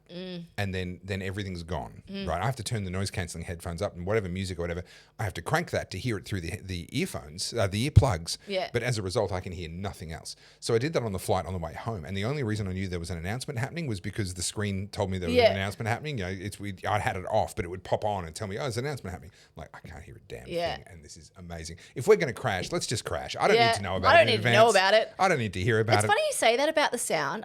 G and I literally had this conversation last night. I've become really sensitive to sound. Yeah. And I used to be the kid who always had the Discman in. Like as a kid. So I mean, I grew up in Japan, right? So you talk about being overstimulated. Yeah. That was kind of my normal. I mean, we were in Kobe. Kobe is nothing like Tokyo. And this is also the 1990s. So it wasn't, but that was also when Japan was at its tech peak. Well, and neon was crazy. Neon was crazy. You know, the music scene, the car scene, all that sort of stuff was very much I grew up in a family where every single room had a TV in it. Yeah. We were very tech focused, you know? And so that was kind of my normal. Coming to Australia felt like going back in time to be like in the Flintstones. You know, everyone was like basically using their feet to paddle their cars. Yeah. It was very weird. And I think just, you know, if you can think of that, that's why I am the way I am. That's where my formative years were spent. And so I feel like Australia's always been catching up. But obviously, since I've grown up in Australia, going back to Japan, it's like, whoa, shit has changed, but also it hasn't changed in many ways. I love the vending machine culture. The vending machine culture and they is still use awesome. fax machines and stamps. The fact that you could walk into a shop and buy an airsoft replica, you know, rifle, sniper rifle, handgun, whatever you wanted, swords, samurai swords, massive kitchen knives that would be classified as machetes over here are just literal walk-up transactions. You're just like, oh yeah, I like that one. And I'll weirdly, have that. they don't stab each other. And well, not often. That does happen, but not often. Not often. You know, and they don't have problems with you know, people running around shoplifting and threatening people with fake guns. Yeah. Even though fake guns are very easy to buy. You know that Japan's just stopped being what do they call it? Pacific. What do they call it? Pacified nation? A pacifist. Pacifist. Yeah. Sorry. They're allowing themselves to build a military. $58 billion they're spending on military and defence. So it's worth drawing a distinction here. They were allowed to have a defence force. They could have a civil defence force. To defend their borders. Correct. But now they're building a military which is capable of projecting power. And the reason why they're doing that, and this is Trump is obviously given the okay to this because he's not giving any hard time, is to counter the rise of China. That we need Japan to be able to project power into the South China Sea, to be able to at least deal with submarines and all kinds of different stuff like that. What was I saying before we overstimulated? Oh, we're talking about sound. So now I'm really sensitive to high-pitched sounds or just like unnecessary noise. Yep. And I used to always have music on, and I used to work with literally YouTube playing there, and I just be la la la la, and I'm doing two things at once. Like social media's there, YouTube's playing, and all of a sudden I can't stand it. Yeah. I need to have It's because you've been nothing hanging on. out with me too much. Well, I don't know if it's an age thing or it's just I'm overstimulated and my brain's like, we can't focus. Next thing you're going to be screaming, "Get off my lawn!" I've already done that. I did that when I was yelling at the kids for looking at the car. No, look, I think it's partly growing up. I think it's also, in my case, I'm allowing myself to actually acknowledge how I feel about certain things. I grew up with a very kind of focused, you do what you have to do, get your work done, achieve the objectives no matter what the obstacles, kind of a focus. And that's served me well in many regards. I'm not complaining about that focus. But one of the effects of that is a disconnection, a denial of how you actually feel about certain things and what you like and what you don't. There's sort of, you're not allowed to have an opinion. You just have to get on with it. And so I'm allowing myself a lot more to actually go, well, do I like this? Do I not? Yeah. And I'm trying not to go to the point where I just become a jellyfish and, I don't like this, blah, blah, blah, become, dye my hair blue. Please do. But to actually go, that cacophony of noise really bothers me. Yeah. And this is why I come out at the end of the day with headaches and with stress and, jaw clenching and everything else, is because I've been bullying through and putting that to one side. I used to work at a Pizza Hut. My first full-time job was at a Pizza Hut. I lied about my age to start working there when I was still 13. Then they discovered that I'd lied and they decided to pretend that I hadn't discovered that I'd lied because I was a really good worker. I was working there 4 days a week, 8 hours a day. So that qualifies as full-time, only just, but it qualifies as a full-time job. And I was the guy that opened in the morning. We didn't open for customers until 11:30 a.m., but I was in there at 7 a.m. getting all the dough ready, getting the day set up. And I'd be by myself until I think it was 9:30. So 2.5 hours in there by myself. I would not turn on the radio. I would not have music. I would not have anything, because to me it was a case of I'm in the zone. I am focused. I walk in there and I get that job done, and that was how I was raised to be. It's not how I was naturally. I can remember, I was great at getting out of work in my very early teens, and it was lonely about when I was 11, 12, 13 that I actually developed that in me. And then I put it to good work at that Pizza Hut, and it's served me well in many different contexts ever since. But I didn't need the music. And then there was a particular girl, Maria, a little Italian girl, that would come in at 9:30, and she would set up the salad bars and everything else. We'd open at 11:30. She would walk in first thing, punch that radio button. Yeah. She couldn't handle the silence. I notice it now, like the whole social media, head down thing. This is not new, but people have been talking about this for a while now, but how we're actually affecting our posture from always having your head down. And now I'm aware of it, I think, because I'm getting older, but also I'm opting out. I'm just not interested. So because I've switched up the way I'm doing content now, right? So I've been making those reels. Yep. And I think the reason they're doing well is because it's just me being me. It was a way that I feel like I could express myself and present it in a way that works. Now you'll notice there's no background music, because they always say you've got to have a background track. No, I don't do that. No. I speak to the camera. There's not a whole lot of flashy things. It's just a picture. Yep. And it's like slow and it's by modern standards. Yeah.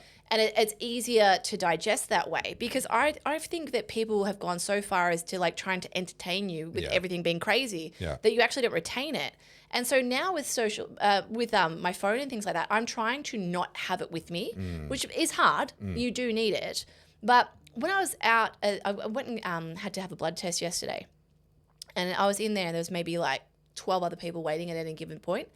And the difference between the oldies and the youth, they were like this. They the phone's here. The oldies, they were just sitting there staring at a wall. Yeah. And I was also at that point too, because it was early in the morning. I hadn't eaten because I was doing it fasted. Yes. And I was like, I'm not capable of anything other than staring at this wall. But I wonder how, because we have such a bombardment of bombardment of information at any given time, the 24-hour news cycle, but also instant entertainment at your all fingertips. the time, everywhere. No break. Yeah. How much has that inability for us to have boredom now and the space to digest what we learned affected our ability to now look at things and have a considered approach to how we're going to feel about it. A depth of thinking rather than a breadth. Because it's all reactionary and it's very emotion-led. Yeah. I agree, but I will caution as well. There was quite a famous article was written, and it was accompanied by a photograph back in the early days when newspapers began to print very dotty photographs. And it was a photograph of a train carriage and every seat full and every single person with their face buried in a newspaper. Okay. And it was an article about what are we doing to ourselves, like having to have reading everywhere we go, like why can't we just sit the way that our ancestors Everything's did? cyclical. You know, and so there is a part of me that kind of goes, well, this is though the world that we do now live in. And so, I mean, if we were to have a massive Carrington event and all the technology gets taken out, boy, are some people going to have a lot of people are going to die actually. But, the withdrawals from entertainment would be terrible.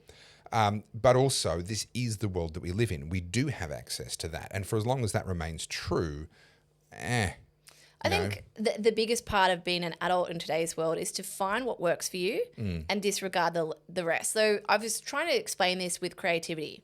You know how people have that saying, jack of all but master of none? Yeah. There's actually another part to that sentence. Yes, there is. And people forget that. And that's the bit that completely changes the tone of the quote. Right. What is the full quote? I actually don't remember, but I've had this conversation before. It's a jack of all and a master of none is better than a master of one. That's right, yes. So essentially saying that you can be a niche expert, but that's not necessarily always helpful. Yeah. And the way I explain this to other creatives, like, you can be the most expert graphic designer down to everything about Photoshop inside out. You are like the ultra specialist. Yeah. Chances are you have very few opportunities to use even 9% of that. And the minute that platform becomes obsolete, you're struggling. Correct. Yeah. Whereas, because someone said this to me the other day in a disparaging way, oh, she's a mediocre graphic designer. And I would agree. I am not the best. I have very high proficiency. Yeah. I'm quite good. Yeah. Am I the best? No, I never wanted to be. Yeah. Because what I saw as graphic design is that is a tool, that is a skill, a trade. It's a means to an end. That is able to help me with my entrepreneurial pursuits. Yeah. And then obviously I added photography into that bow. So between photography and graphic design, I am able to do a breadth of things that help me in my career in a larger sense. Whereas if you become a expert portrait photographer and you can only do portraits and you can only work in studio lighting, I would say you are arguably not very employable because you don't have that diversity of being able to do you're certainly more vulnerable. You might be employable in the sense that, yes, there are so long photographer as jobs. there's the demand. For as long as there's a demand for that specific niche and someone else doesn't outmuscle you out of that industry. And this is where I was making the point, because everyone's fearful of AI. I'm like, AI is going to obliterate those experts. Correct. Because AI will be able to do those things. So I'll give you an example. And this is worth noting for you guys at home when it comes to AI. And a lot of the Luddites are freaking out.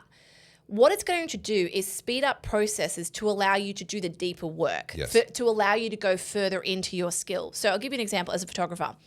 One of the most laborious parts of my job was always the retouching and post-production. You know, going through, fixing people's skin, color grading, all that sort of stuff. Sometimes it can be fun, particularly if it's a photo that you love. But when you've got like 100 headshots to do and wedding photos, it can be really tedious and chew up your time. Oh, yeah. And as we know, as businesses, if you're selling time for profit, that becomes a glass ceiling and it becomes really hard to scale. So there are now AI programs that do it for you in a matter of seconds. Yeah. And you can fix one photo and then it'll apply that and then just go through and tweak it. Yeah. And people arguing, it's no longer you're no longer the artist, you're not doing it anymore, the AI is helping you. I'm like, sure. And? Sure. But was that really my expertise? Or was my expertise being able to capture that photo in the first place, being able to compose it, get the lighting right and do that? The interperson relation that I had to be able to get that subject. To get that subject. To do what I wanted. Yeah.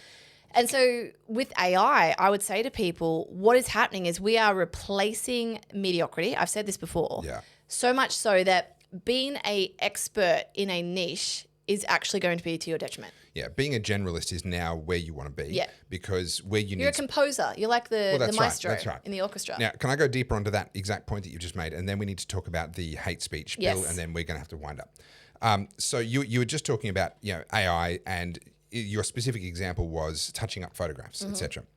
What we need to accept is that AI is going to accelerate the transition away from being a machine operator into being a system supervisor. Yeah. The analogy I'll give you is cars.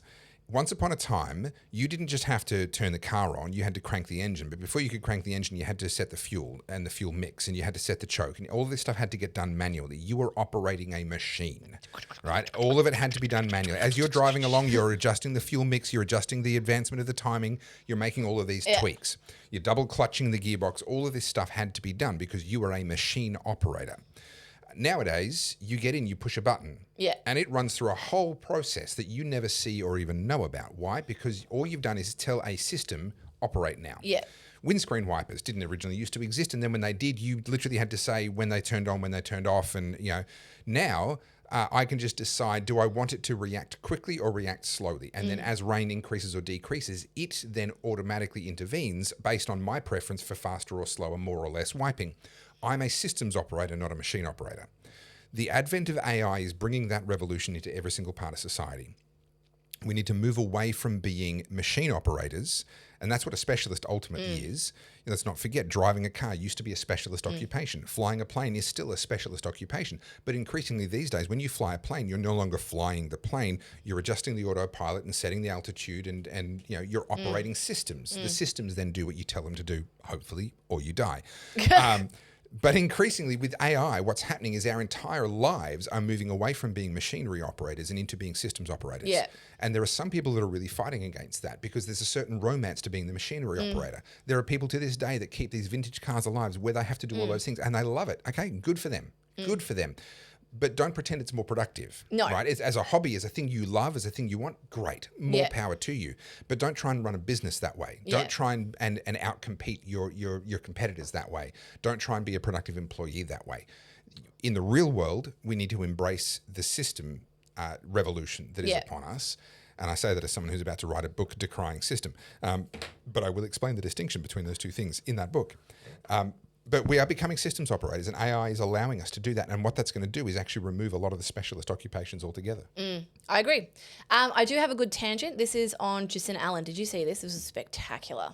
So I'm going to pull this up for you guys.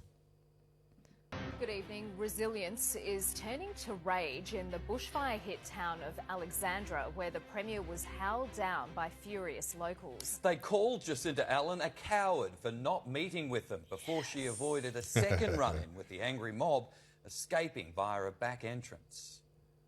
As Jacinta Allen arrived at the Alexandra hospital, shame on you, government. she faced a lone heckler. You shouted like everybody around here. But as the Premier did a tour and media conference, the crowd outside grew to 40, demanding to talk to her in person. All we're here for is to talk to Jacinta Allen with respect. Is that right? Okay. They surrounded the Treasurer's car when she tried to leave. Haha. Take that, Jacqueline. Take a bale of hay with you. You can't talk to the local community. Come and talk to the local community. What about the locals? They're furious. The internet is down and emergency stock fodder cannot get through roadblocks. They blame the state government. She's here a disaster and she won't speak to the people. She won't confront them. She goes out a back road and hides. Eventually, police escorted the Treasurer's car through, while the Premier made a quiet retreat flanked by security. After entering the hospital through the front door, her exit path was via the ambulance station behind the building. Lot like Daniel Andrews. She said she understood their frustration. I understand well that there is deep grief and trauma in fire-affected communities, because to be frank, my own community is experiencing it. Reports today, the CFA's own figures show their income from government grants dropped from almost $352 million to $339 million over 3 years. Despite the new levy. Still, Was something like $80 million of additional support that was provided ahead of this fire season. the most recent figure. Without going into it, because it's about a 5-minute clip, did you see the cavalier response when she was asked about the 30-year-old fire engines? So this is a viral clip. I don't know if it made the news, but it was Not sure if I did. It was a CFA volunteer, like a fiery, and he was in one of the trucks, and they were out in the fires out in Seymour, up that way, up near Yea. And he was saying that, you know, it's like in excess of 50 degrees because of the heat. And they're fighting fires and they have no respite because in the cabin, it's There's like no aircon. no aircon. Yeah, there's no aircon. They cannot actually fight the fires from within the vehicles. More modern vehicles give them some options in that regard. So they have to be on the trailer, on the back, exposed. Many of them can't fight fires when they're mobile. They have to actually stop and plug into water, or if they have their own water, they often have to be stationary. It just cuts out so many of their options and makes them so much more vulnerable. So I haven't actually seen her response to that, but I'm aware of the problem. Yeah. So I think it's just showing people how firstly how cowardly they are. Yeah. Like Jacqueline Symes, the treasurer, she can't put a coherent sentence together at the best of times. But she also is the one that said, "Oh, we're going to not use financial language because it's exclusionary." Yeah. Right. So when these people talk tough, and then when they're actually faced with consequences, you realise how quickly they crumble. So one of the proposals that I've seen put forward that I think is quite good and mirrors a proposal that I put forward many years ago before I was ever a political commentator is that there are some military vehicles that could be extremely useful in times of natural disaster, not to be permanently converted over. We need the military to be the military. But for example, you know, the military have a bunch of helicopters. We could have a bunch of the water buckets that are, you know, can be slung from any kind of a helicopter. Vehicles can be used. I would have happily been called up as an Army reservist. Now, obviously, firefighting training is specialist. I'm not suggesting that, just because you're a member of the Army Reserve or the Army, then you can fight fires. No. Fighting fires is a whole different beast, and it's serious. Like, people die fighting fires regularly. So it's specialist training. So I'm not suggesting that would get in there and replace the fireys, but to get in there and support them, to get the engineers in there doing the fire breaks and that sort of stuff. To at least listen to them, entertain a conversation. I mean, we saw it the halfway through last year when they did the fire services levy. Yeah. They got a small win because the government was embarrassed. Yeah. But why does it have to wait till that point? Why until can't these that be point. conversations prior? This, like, not to drum on chicken in the noodle aisle, but most of this stuff could be stemmed early on if we just entertain the conversation. And when we invest in things like fire engines, we need to get a good lifespan out of them. These are expensive pieces of equipment. I would have thought replacing them in less than 20 years would be irresponsible financially, but 30 years is pushing it. Like, these vehicles also work hard and they have to be reliable. Can you imagine being a fiery on the fire line, the wind is shifting, things haven't gone your way, and then your truck won't start or something goes wrong in that like, that's life and death at that point. And we can't be sending people out there in equipment that's 30 years old. Well, even with the in Victoria, that we've just rolled out the new highways and the new train stations, and the fire union have come out saying we can't save you. We don't have the equipment to get down there. We couldn't get down there. Yeah. And to get down there safely, obviously tunnels are, the minute there's smoke in a tunnel, you've got a life-threatening situation. That doesn't have to be fire. Just smoke is a terribly dangerous situation, and you can't send people down there unless they at least have the right equipment for themselves. Otherwise, you're just sending them down there to die. But, I mean, this is such a larger problem as well. I mean, it's failure at every turn. But even the Labor sycophants surely can look at this and go, okay, all of these major infrastructure projects are over budget, they're over schedule, and now they're still problematic. Like, even just the other day, it wasn't even that hot. It was like high 30s, and all the sprinklers turned on in the tunnel, and rendered it useless because they hadn't been calibrated properly, right? And it's sort of like you look at this and go, isn't that it's peak summer? Yeah, and like engineering 101. How did you get that wrong? Yeah. Did anyone do the checks? Did anyone ask the questions? And the answer to this is likely no, because when you get people on site that are difficult, that ask the real questions, they get kicked off pretty quick. They get shuffled out. Yeah. We need to talk about the hate speech laws before we wind up, because we're at 2 hours. Do you want to talk about this quickly? All right, Kier Starmer, he's walked away from his plans to impose a mandatory digital ID. This is an important distinction. He's not walked away from the digital ID. But you remember when he announced it, he said that this is going to be mandatory. You won't be able to have a job. You won't be able to have a job. Now he's walked away from that and said you'll still be able to use passports, driver's licenses, visas, this sort of thing to prove. Now this also though cuts to the heart of the absurdity of claiming that this digital ID was needed in the first place. The argument was we need this digital ID in order to make sure that people who don't have the right to work, i.e. people on tourist visas, etc., or who have overstayed their visas, to make sure that they can't get a job. Yeah. The thing is, they already have such a check in place. Yeah. And so any employer that is employing those people is doing it on purpose. They already know what they're doing. Yeah. And a digital ID is not going to change that. So the Kier Starmer tried to use that as a wedge. He tried to split the opposition to the digital ID by saying, oh, this is going to help us fix the immigration problem, right? Yeah, He tried to sort of wedge his opposition like that. Failed spectacularly. This back down proves that it was never about that in the first place. There's always been a system in place. The digital ID was never going to solve the problem that he said it was going to solve to start with. He's been forced to back down. Now, what's more important than the back down, in my view, is actually the why. Yeah. So Kier Starmer does not have to face a general election for another, basically 5 years, 2029, I think it is. Which is Or terrifying. 4 years. They have 5-year terms and he only just got re-elected last year. So think about how much the UK has changed in 1 year, right, with the way that Is there going to be much left? Well, okay, in the change in that regard, but also change in the way that reform is polling. Yeah. Right? And the way the opposition is organising and rising. So the danger to Kier Starmer is not an election. The danger to Kier Starmer is getting stabbed in the back by his own party because he's become so desperately unpopular. Yes.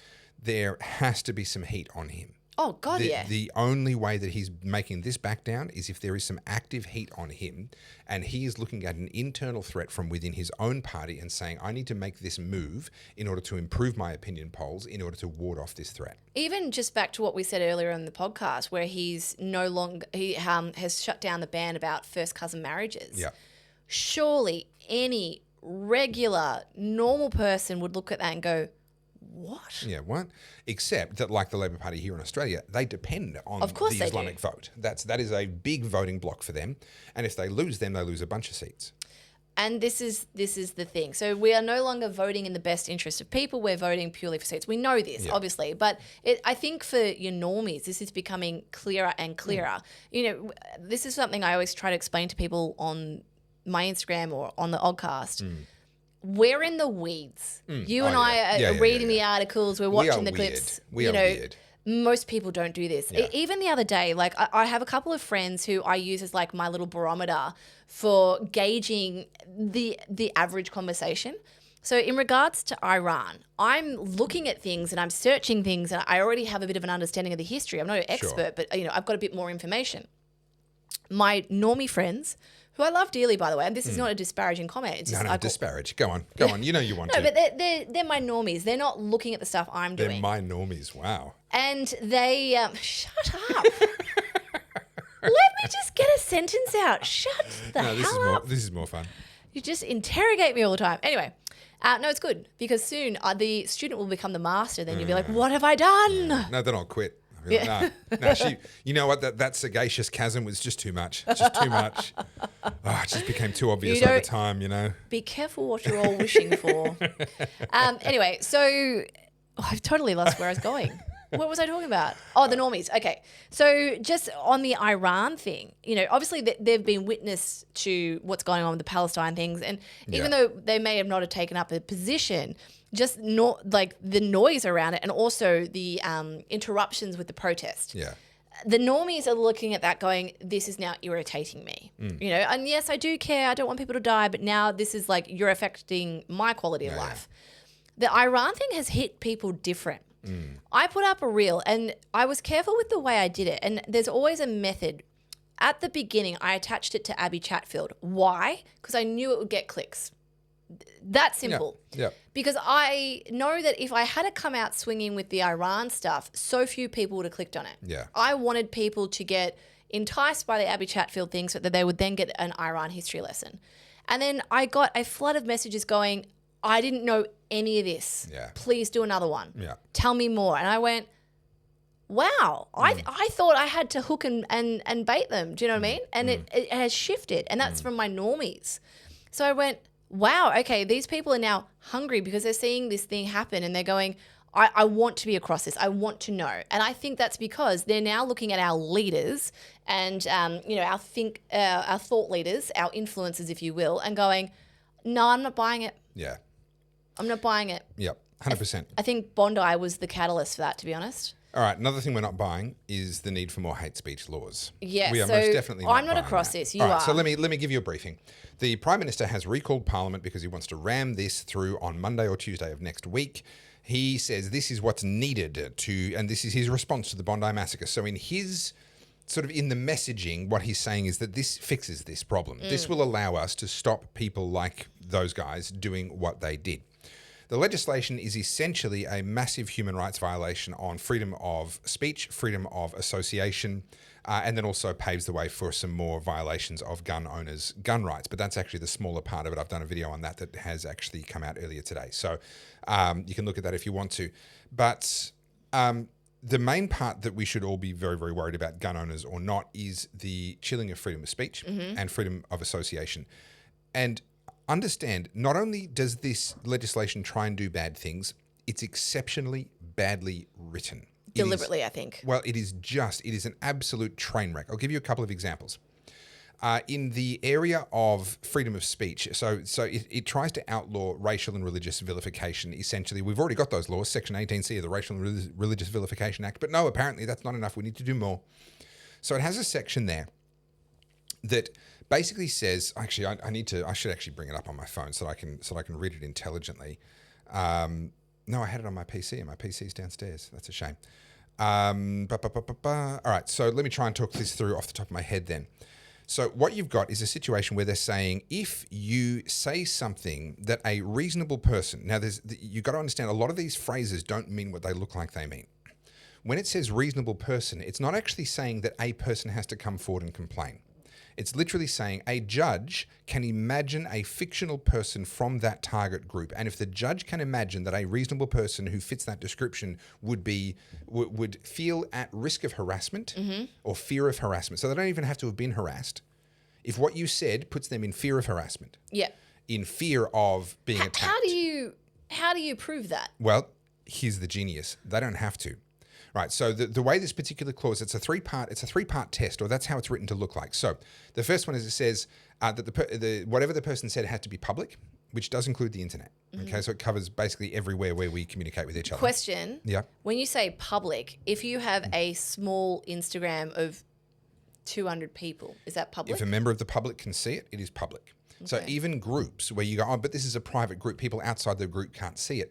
If people join by going, oh, I'd like to join, please, and you go, oh, cool, we have a new member, that's still a public group. Yeah, okay. Right? Because the general, if it was, no, I don't know you, well, now that's a private group. Yeah. Right?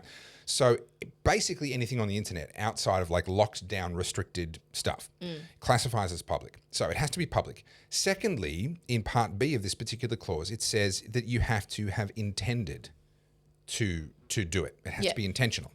But hold that thought, because Part C completely eradicates that. In Part C, it describes basically this fictional person. A reasonable person would feel that they were now more vulnerable to or in fear of harassment. Well, harassment's an incredibly low bar. Yeah. What does harassment mean? What is that? Okay. It's very subjective or being as well. subjected to physical violence, which that's already covered in other laws. Incitement to violence is already covered in other laws, etc. So what we've got is a three-part test. It has to be public. Okay, that's a given. If it's not public, then no one's going to know about it. So that's fine. It has to be intentional. Hold that thought. And it has to make an imaginary person that a prosecutor can convince a judge exists. Because here's the thing. This is a criminal statute. So this isn't about civil cases where there has to be a victim going forward saying, Your Honour, I've been damaged. That's not what's happening here. It's the state interposing itself and saying, no, the state has been damaged. Now, that can happen irrespective of whether there's a complainant. Yeah. That can happen irrespective of whether anyone has actually said, hey, this happened to me or I felt this way. So if an enterprising prosecutor can convince a judge that a reasonable person would have felt at risk of harassment, so nothing's actually happened here, then you can be guilty of an offence. Now, people say, oh, but you have to have intended it. This is where the genius comes in. And I'm working on a video on this. I'll have that out hopefully tomorrow.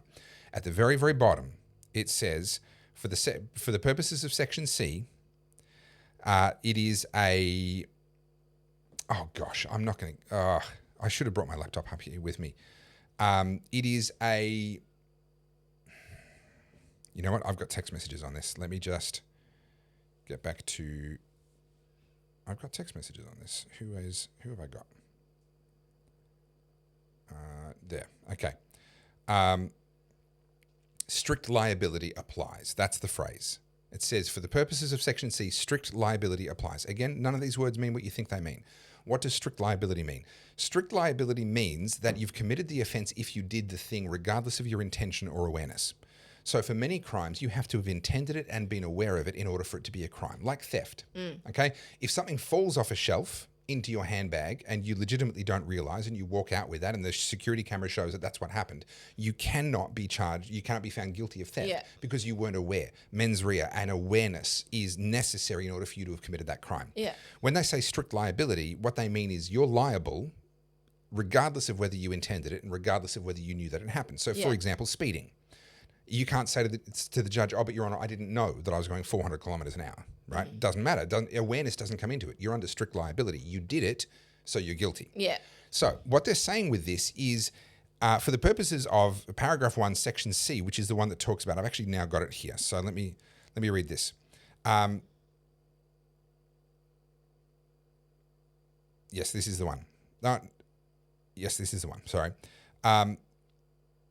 Section C, the conduct would, in all the circumstances, cause a reasonable person who is the target or a member of the target group to be intimidated, to fear harassment, to just have an anticipation that they might be harassed, or to fear violence, or to fear for their safety. Okay, so fearing violence, fearing for their safety, and feeling intimidated, well, those are covered under existing incitement laws.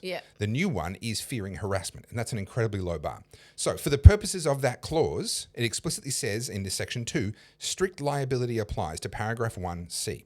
What that means is if a person feels that way, or a judge can imagine an imaginary member of that group who they deem to be reasonable in their exclusive imaginary opinion, who might have felt a fear of harassment as a result of what you said, they no longer have to prove that you intended it, because strict liability applies. So what could go wrong? So the minute they can concoct that, a prosecutor walks into a friendly judge and says, Your Honour, this person pointed out correctly that in India they've been churning out a very large number of fake university degrees, including medical degrees, and that people have used those degrees to get jobs in foreign countries, and they have expressed concern that Indian doctors working in Australia might not be qualified. I think it would be easily found that a reasonable member of the Indian community might fear harassment on the basis of the views expressed. Now, the views are just factual. Right. What I just said is true. It's real. Right. It's a well-documented fact. The Indian police busted this ring. They found over 100,000 certificates that hadn't been distributed yet, and they said there could be as many as 1 million that have. Okay. Perfectly reasonable to ask the question. But an enterprising prosecutor walks into a sympathetic judge and goes, well, I think a reasonable member of the Indian community might fear harassment on the basis of what's been said. There is no defence for fact. There is no defence for the fact that what you said was true. There's no defence for any of that. And the minute the judge says, yes, I think you're right, you lose the right to say, but Your Honour, it wasn't intended to be. No. Strict liability applies. That one clause is a bomb in the middle of our justice system. What's the legal community saying? Pretty horrified from what I've seen. Look, the reactions are early because the draft... This sounds similar to the omnibus bill that came out during the pandemic. Correct. And the legal community was up in arms about that. And look, there is rapidly mounting pushback. Some Liberal Party senators and National Party senators, Canavan and Antic, have come out saying they won't vote for it. One Nation have come out saying they won't vote for it. In the legal community, I think the reaction's slightly slower because obviously they want to go through it pretty forensically. But yeah, so let me, now that I've actually found it, let me read you this. So it's section 80.2 BF in this bill. It is an amendment to the existing legislation. It's part of why this gets really messy is because this entire bill is just a series of, we're going to change this line in this existing piece of legislation to now say this. We're going to change that line in that existing piece of legislation to now say that. It's just messy as hell to read and to comprehend. But what this says is a person commits an offence if the person engages in conduct in a public place. Now that's defined elsewhere in the legislation. It includes the internet. B, the person engages in the conduct intending. The key word there is intending to, okay? And everyone goes, so intent has to be proved, right? Intending to, A, promote or incite hatred of another person or of a group of persons because of the race, colour or national or ethnic origin of the target or target group. So basically talk about someone's race and identify the fact that Indian doctors are more likely to have fraudulent qualifications than other races of doctor. Well, at that point, I've now Well, when right? we just on that, even in that certificate case, because that only broke the news like last week, and straight away the Indian community was deflecting. We are now at a point where, like, this is dystopian. You cannot have an objective conversation about something that could be detrimental to the community at a whole. Yep. You know, you go to a GP and you get incorrectly diagnosed, and then the Hippocratic Oath is do no harm. All of a sudden, people start dropping dead. But we, again, not to keep driving this point home, but this is where it stems from, and I'm going to keep hammering this point. If these situations were nipped in the butt early, they wouldn't get to this point. But yes. Bud. Not but. What did I say? You Bud. said but. But. Not nipped bud. in the butt. Nipped in the bud. I know. When they're a young I plant. misspoke. Yeah. Butt works. Or part B, if you disseminate ideas of superiority over or hatred of another person or a group of persons because of the race, colour, or national or ethnic origin of the target or target group. Now, people read that and go, oh, well, you have to say a horrible thing and you have to mean to hurt someone's feeling. Yeah. Okay? That's what that looks like. And people incorrectly read this as a conditional statement. It has to be public, and it has to meet clause B, which is the one I just read, and it has to meet clause C, which says that the conduct would, in all the circumstances, cause a reasonable person who is the target. Now, remember, that's a fictional construct in the mind of a judge. That's not an actual human being that has to walk into a court. A reasonable person who is the target or a member of the target group to be intimidated, to fear harassment. That's the one that'll get abused, or violence, or to fear for their safety. All right, and so people think, oh, it has to meet all three. No, because right underneath it says strict liability applies to paragraph 1C. That means that once a fictional, reasonable person who is within the target group, i.e. someone that a judge made up in their head, would fear harassment on the basis of what was said, none of the rest applies. All of this is going to do is just create another shitstorm of victims. Correct. That's it. So everyone, again, you're just increasing the incentive to be a victim. But let's not forget that in the UK, they have arrested 12,000 people for things they said on the internet. But yeah, that's the point. But, you know, when you look at this, it is going to get to a point where, I mean, this is causing everyone to get in line and no one says anything. That's the point. Yeah, 100%. Yeah. People talk about fascism and oppression. This is what it looks like. We are at the beginning of what could be a totalitarian state. Now, I said in the video that just came out earlier today that I think they'll get this legislation through. In the day since I recorded it, because I recorded it yesterday, I've actually mostly changed my mind. Okay. I actually don't think they're going to get this through. I think it's so bad because I hadn't released the draft. When I recorded that video, I was responding to comments that had been made around gun reforms and gun laws and how David Littleproud, the leader of the Nationals Party, had suddenly had this, he grew a spine all of a sudden and was actually coming out in defense of gun owners. So that was the catalyst for that particular video. It was only yesterday afternoon after I'd recorded that video that this draft came out, and it is so bad. I predicted in today's video that the Greens would probably end up supporting it. Yeah. It is so bad. The Greens do still have some of their roots left. They do still have some freedom of speech DNA in them. David Shoebridge has been quite good on that particular. He's terrible in other ways, but he's quite good on that particular one, and others as well. I actually don't think they'll even get the Greens on side, which means they've got no chance of getting this through the Senate. Well, interestingly, like when they're making these net to obviously trap the National Socialists and anyone with right-wing extremist views and anyone that might, you know, dare criticize an Indian or a Muslim, they actually ended up trapping themselves. And this is the thing. This is what happens when you overplay your hand. You stroke with too broad a brush. You end up grabbing your own people. And so what will happen now is, I mean, obviously no one who objects to white people will ever be caught up in that. But it now could start catching people on the fringes of their own movement if they dare criticize certain things. So if you criticize someone who's Iranian or, you know, then you get caught up in this minutia of who's the real victim, who's the real oppressor. Correct. I mean, obviously, this is being billed as an anti-Semitism bill. It's to fix the problem of anti-Semitism, and the examples they cite in there are all about anti-Semitism. And certainly Jewish people could definitely use it against, for example, if there was another pro-Palestine protest that was chanting "Globalise the Intifada." Well, it just happened last week in Melbourne. What happens there? You know, you say, well, the Jewish people could certainly use that legislation, and that would be argued to be the point. But actually, you could crossfire in just about any direction. That is such a big hole to drive a Mack truck through that you could shoehorn just about anyone's sentiment. All it's going to do is clog up the courts and just waste everyone's time. Correct, but that's a feature, not a bug, as far as politicians are concerned. They don't view that as a problem. Can I just point back to history? I know we've got to wrap up soon, so I'm not going to go straight down into it. But you know how Hitler came to power was exactly the environment that we're setting up. This is This is outrageous. And I know people are going to be freaked out by this, but the reason... And just to be clear, Carly's not suggesting that Albo is Hitler. She's saying that it's going to give... Hitler-esque figure could rise under the conditions that Albo is creating. Correct. These conditions are literally rife for this kind of stuff to metastasize. So just yesterday, the National Socialist Network, you know, your Thomas Sewell, your Joel Davis, they've said that they're disbanding. Yep. That's not because they're afraid.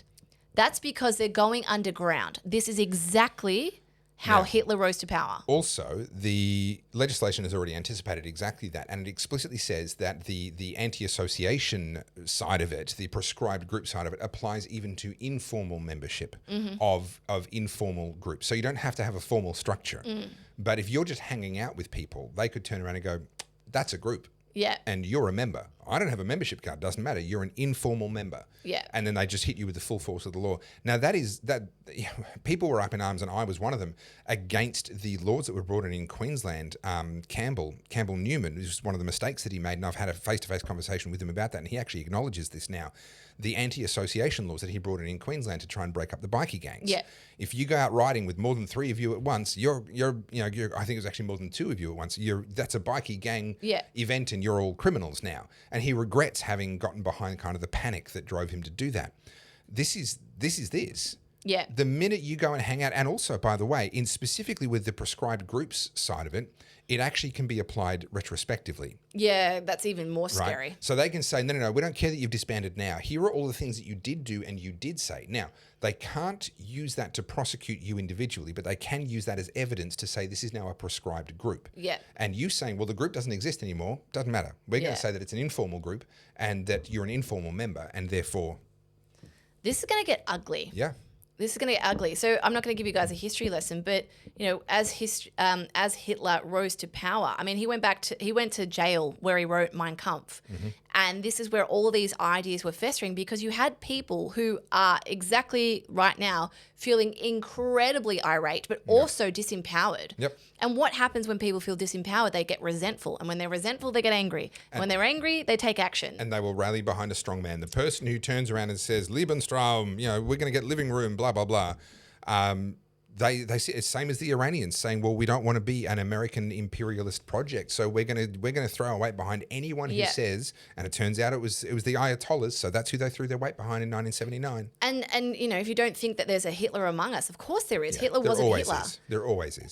It just takes someone with a little bit of charisma. To be honest, there's a Hitler in all of us. Well, yes, that too. That's the scary part. That's exactly it. And I mean, the wrong person standing up right now who's able to rally those people around them. I'm actually seeing it. I've said this a couple of times now. There's a few people on Instagram and YouTube who are amassing these big audiences very quickly from doing just that. This is outrageous. You should be angry. Continuous outrage porn. And it is, and it's prolific. It's 2-3 different Instagram reels a day, and it's working. They're amassing this audience. What I fear from that is you're whipping everyone up into a frenzy, and you're keeping people in the exact same emotional state that people on the progressive left are. Yep. And that is they are reacting from this outrage without taking a step in to go, hang on a minute, what could we do? How could we cut this off before it becomes that? And I think, I don't want to say we're too far gone. I don't like being the black pill, but I think at this point, something has to happen catastrophically. What that looks like, I don't know, for us to get back on board, because I don't think we can at this point. I think we're too far gone.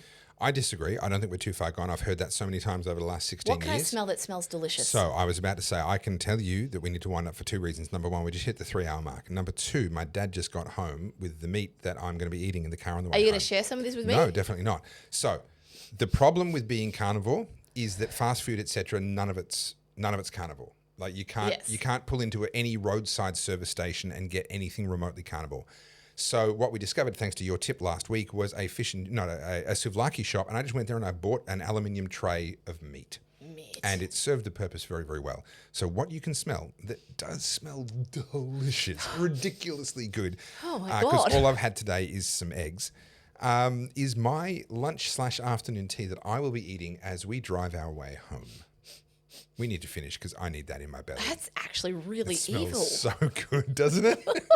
I will let you. All of a sudden, I got a waft. I was like, listen, you have allowed me to eat slices of your sourdough in the past. I will return the favour and allow you to have some. That's not innuendo.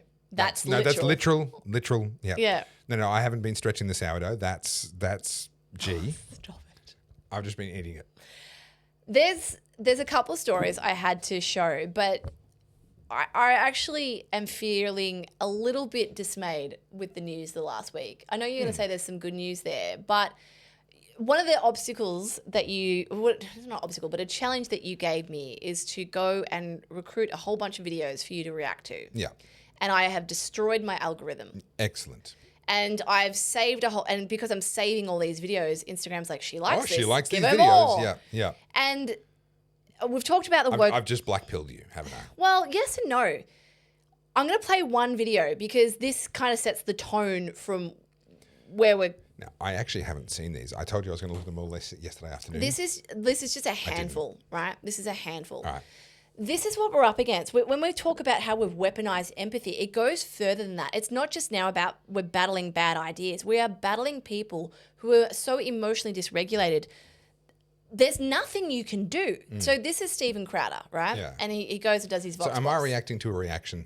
No. You're reacting to just a video that happened. Okay. But this is kind of what we're up against. All right. Respect women, period. So you should respect women. I'm sorry, I am a woman, so fuck you if you don't think so. I don't really have time for this. And I don't have time. My mistake. You're going to let me speak because here's my truth. I've been raped 4 times. I've known women that have been raped multiple times gruesomely. And how dare you sit up here and try to say that women aren't worth respect? Fuck you. I didn't say that. I am a woman. I just became a woman. It's just like, are you fucking kidding me? People don't even respect me, period. And I'm already black, so it's just like, yeah, that already goes against me anyways. But still, you piece of living garbage ass dumpster fire. Dumpster fire! Trash gum on the bottom of my shoe. Oh my God, I wish I had a tissue for the blood. I would Might I suggest it's your behavior, not because you're black or a woman. I'm sorry. Can I stop here? Can I stop here, please? And I've got one more for you. Okay, so that's one. So is that his producer stepping in? I actually don't know who the woman is, to be honest. Yeah. I don't have any context other than you can't speak. They won't let you speak. These people are such victims of this crap that's going on in their head. I would suggest that there is genuine mental health going on there. This is a mental health crisis. You cannot convince me otherwise. I'm not going to play them all, but there's just a couple, right? I think this one. I mean, to be fair, she seems nice. She was just having a bad day, you know. I identify as a dog. Being a handler is basically someone who is in a position where they're just taking care of someone else. It doesn't have to be anything romantic. It doesn't have to be anything like. For me, it's very strictly platonic. So I never have to grow up. 2 of us met at a rave about a month or so ago. Okay, I can't play the whole one, but that relationship's going to go well. Oh yeah.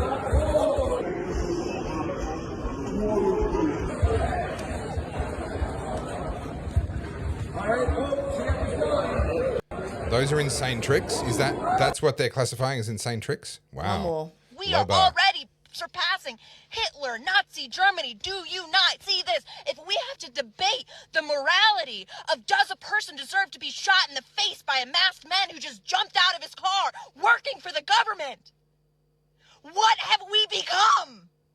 Why are we here scrolling instead of getting out to the streets? I'm so serious, and I'm going to keep scrolling because honestly, you've never been serious in your life. This is like, I mean, there's more, and Yeah. I've only just ruined my algorithm further. No, well, thank you for doing that so that I didn't have to. No, you're not wrong. This is the infantilizing, the emoting, the inability to actually look at anything rationally. Look, if these people are out of their mind. Well, look, if you think that the shooting of what's her name, Renee Good, was an improper shooting, okay, you want to march for that, okay, that's your right. That's freedom of speech. I would suggest that if you're going out there looking for a confrontation with the cops, I'm going to interrupt. It's not even about that anymore. It's about the outrage is so hysterical. You cannot even talk about it. It's like we're not even, we're looking at the footage. The footage is irrelevant to these people. Yeah. The tone is set. There's no amount of evidence. And I want to end with one more, right? Because whilst we're battling that, where people are arguing that I'm a trans dog and that just became a woman yesterday, this is what we actually live in, and this is what we're not allowed to talk about. Okay. I am going to read the words because he's speaking Arabic, okay? And I'm going to... Yeah, thank you. So he's speaking Arabic. This is a mullah. And I'm sorry, I'm going to play it from the start because I need to get there. Where are we? Big. I'm sorry. Made it small now. Not even my glasses can help me at that distance. Hang on, sorry. When I click it from here, it makes it bigger. Let's go.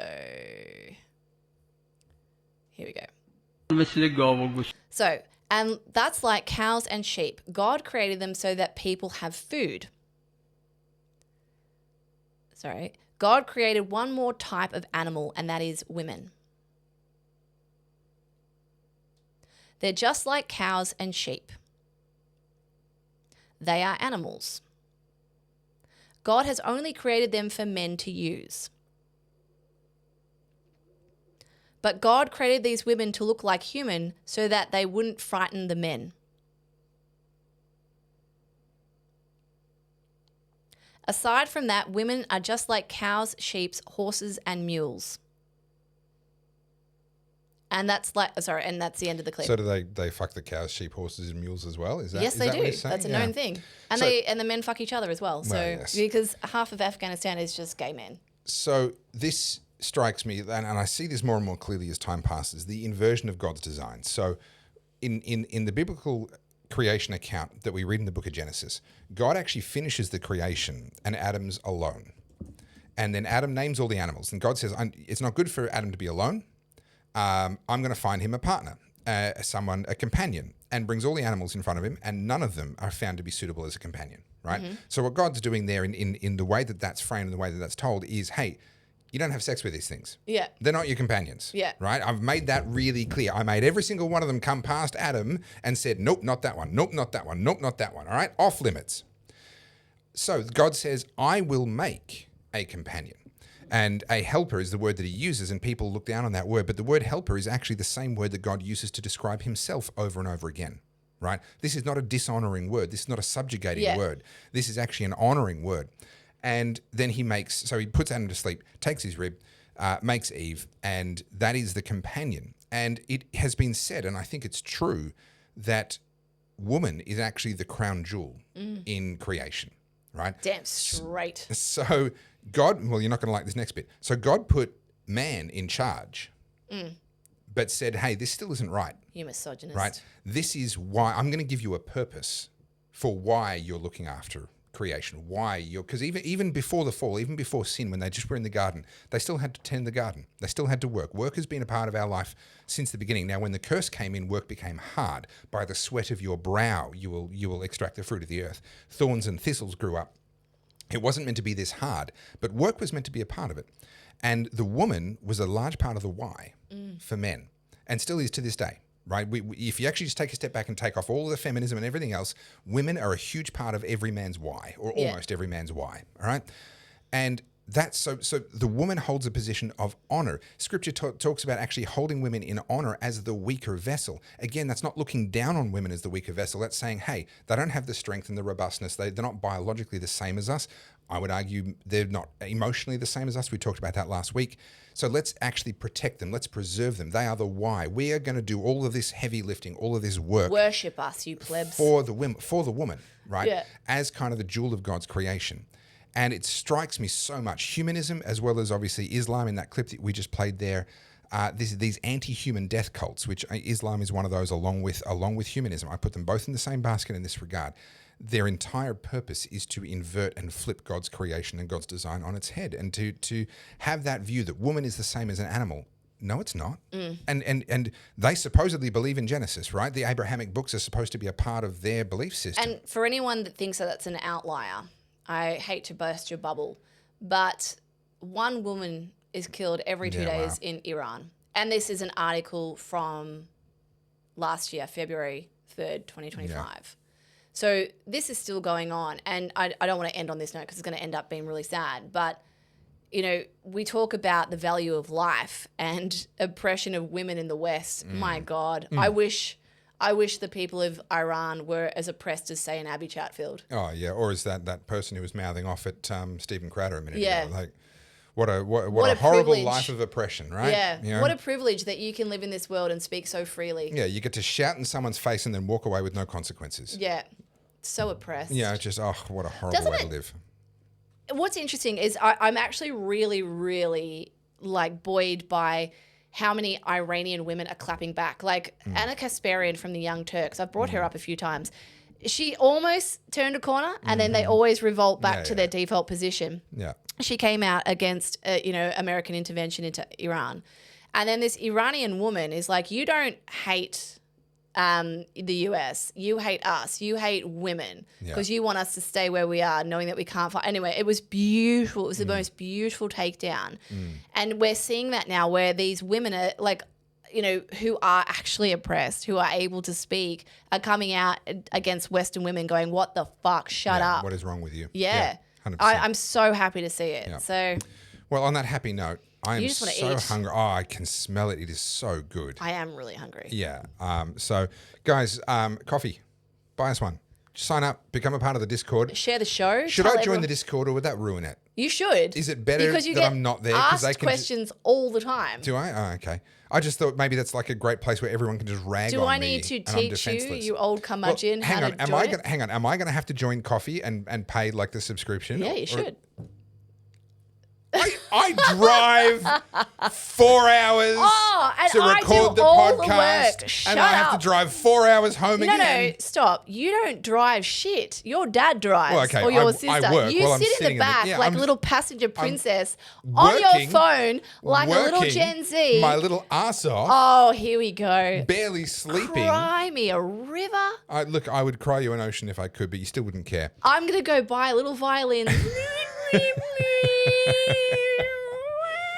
We got to get out of here. I'm too hungry. All I'm right. too hungry for this. Guys, aside from Ko-fi, we love your support. You Mm. can sign up as a member or just give us a one-off donation. It's very appreciated. But most importantly, please share this show. If you think it's valuable, tell people about it because this is the one thing that Topher and I have discussed at length that we will not do. We will not do the clickbaity stuff. Mm-hmm. We could do the punters politics. We could do the big chocky. We could do the two worlds collide and we'd blow up massively. All the outrage bait. Yep. I can't do that. That's not like... Not how I want to live. Not how I want to live. And it's also exhausting. Why is it on you the whole time? I just switched it for you. There you go. Right. Yeah. So if you support what we do, if you like the fact that we have these long form discussions where we go back and forth a little bit, it gets a bit messy, and we don't present the facts without us sitting there trying to debate it with each other. Yep. Call each other out from time to time. Yeah, and just tease out the ideas Yep. because we're not experts. We don't know everything. Yep. If you appreciate this format, which I think we need, please tell people about it. Tell people about it. If you want to grab some merch and support the show that way, you can do that at topherfield.com. Check out all the stuff there. And I still will recommend your AI class. Yeah, well, it's coming back. I'm doing a new version of it beginning of Feb. Okay, beginning of Feb. So Keep an eye out for it. We're doing an updated version and we're doing a deep dive into the large learning models. So specifically how to use ChatGPT now that it's had its upgrade. Right. We'll go into that at another point. And also Tangent Time t-shirts coming back. Tangent Time t-shirts are coming back. Are they on the water yet? Or in the air? No. As the case may be. All right. Soon-ish, they'll be coming back. By the time I'm back from Japan. All right. And then we will let you know and we will launch those. We've got a couple of other goodies in the same merch drop, so keep an eye out for that. Shut up. Stop talking. Let's go. Fine. Gladly. I wanted to be out of here 16 minutes ago. Wouldn't be the same. You're the one that was just like, no, I've got more topics. Wait, I found clips. I have so many clips. You have This to is look the at the problem. clips. I get like comatose because I've got so much. I'm just Right, like, you just keep talking. I'm going to go and eat. You keep going. Have fun. Have fun without me, everybody. the podcast all of a sudden just got better. This is what you've all wanted. Goodbye. Never liked you anyway. Anyway, on that note, guys, thank you. Bye.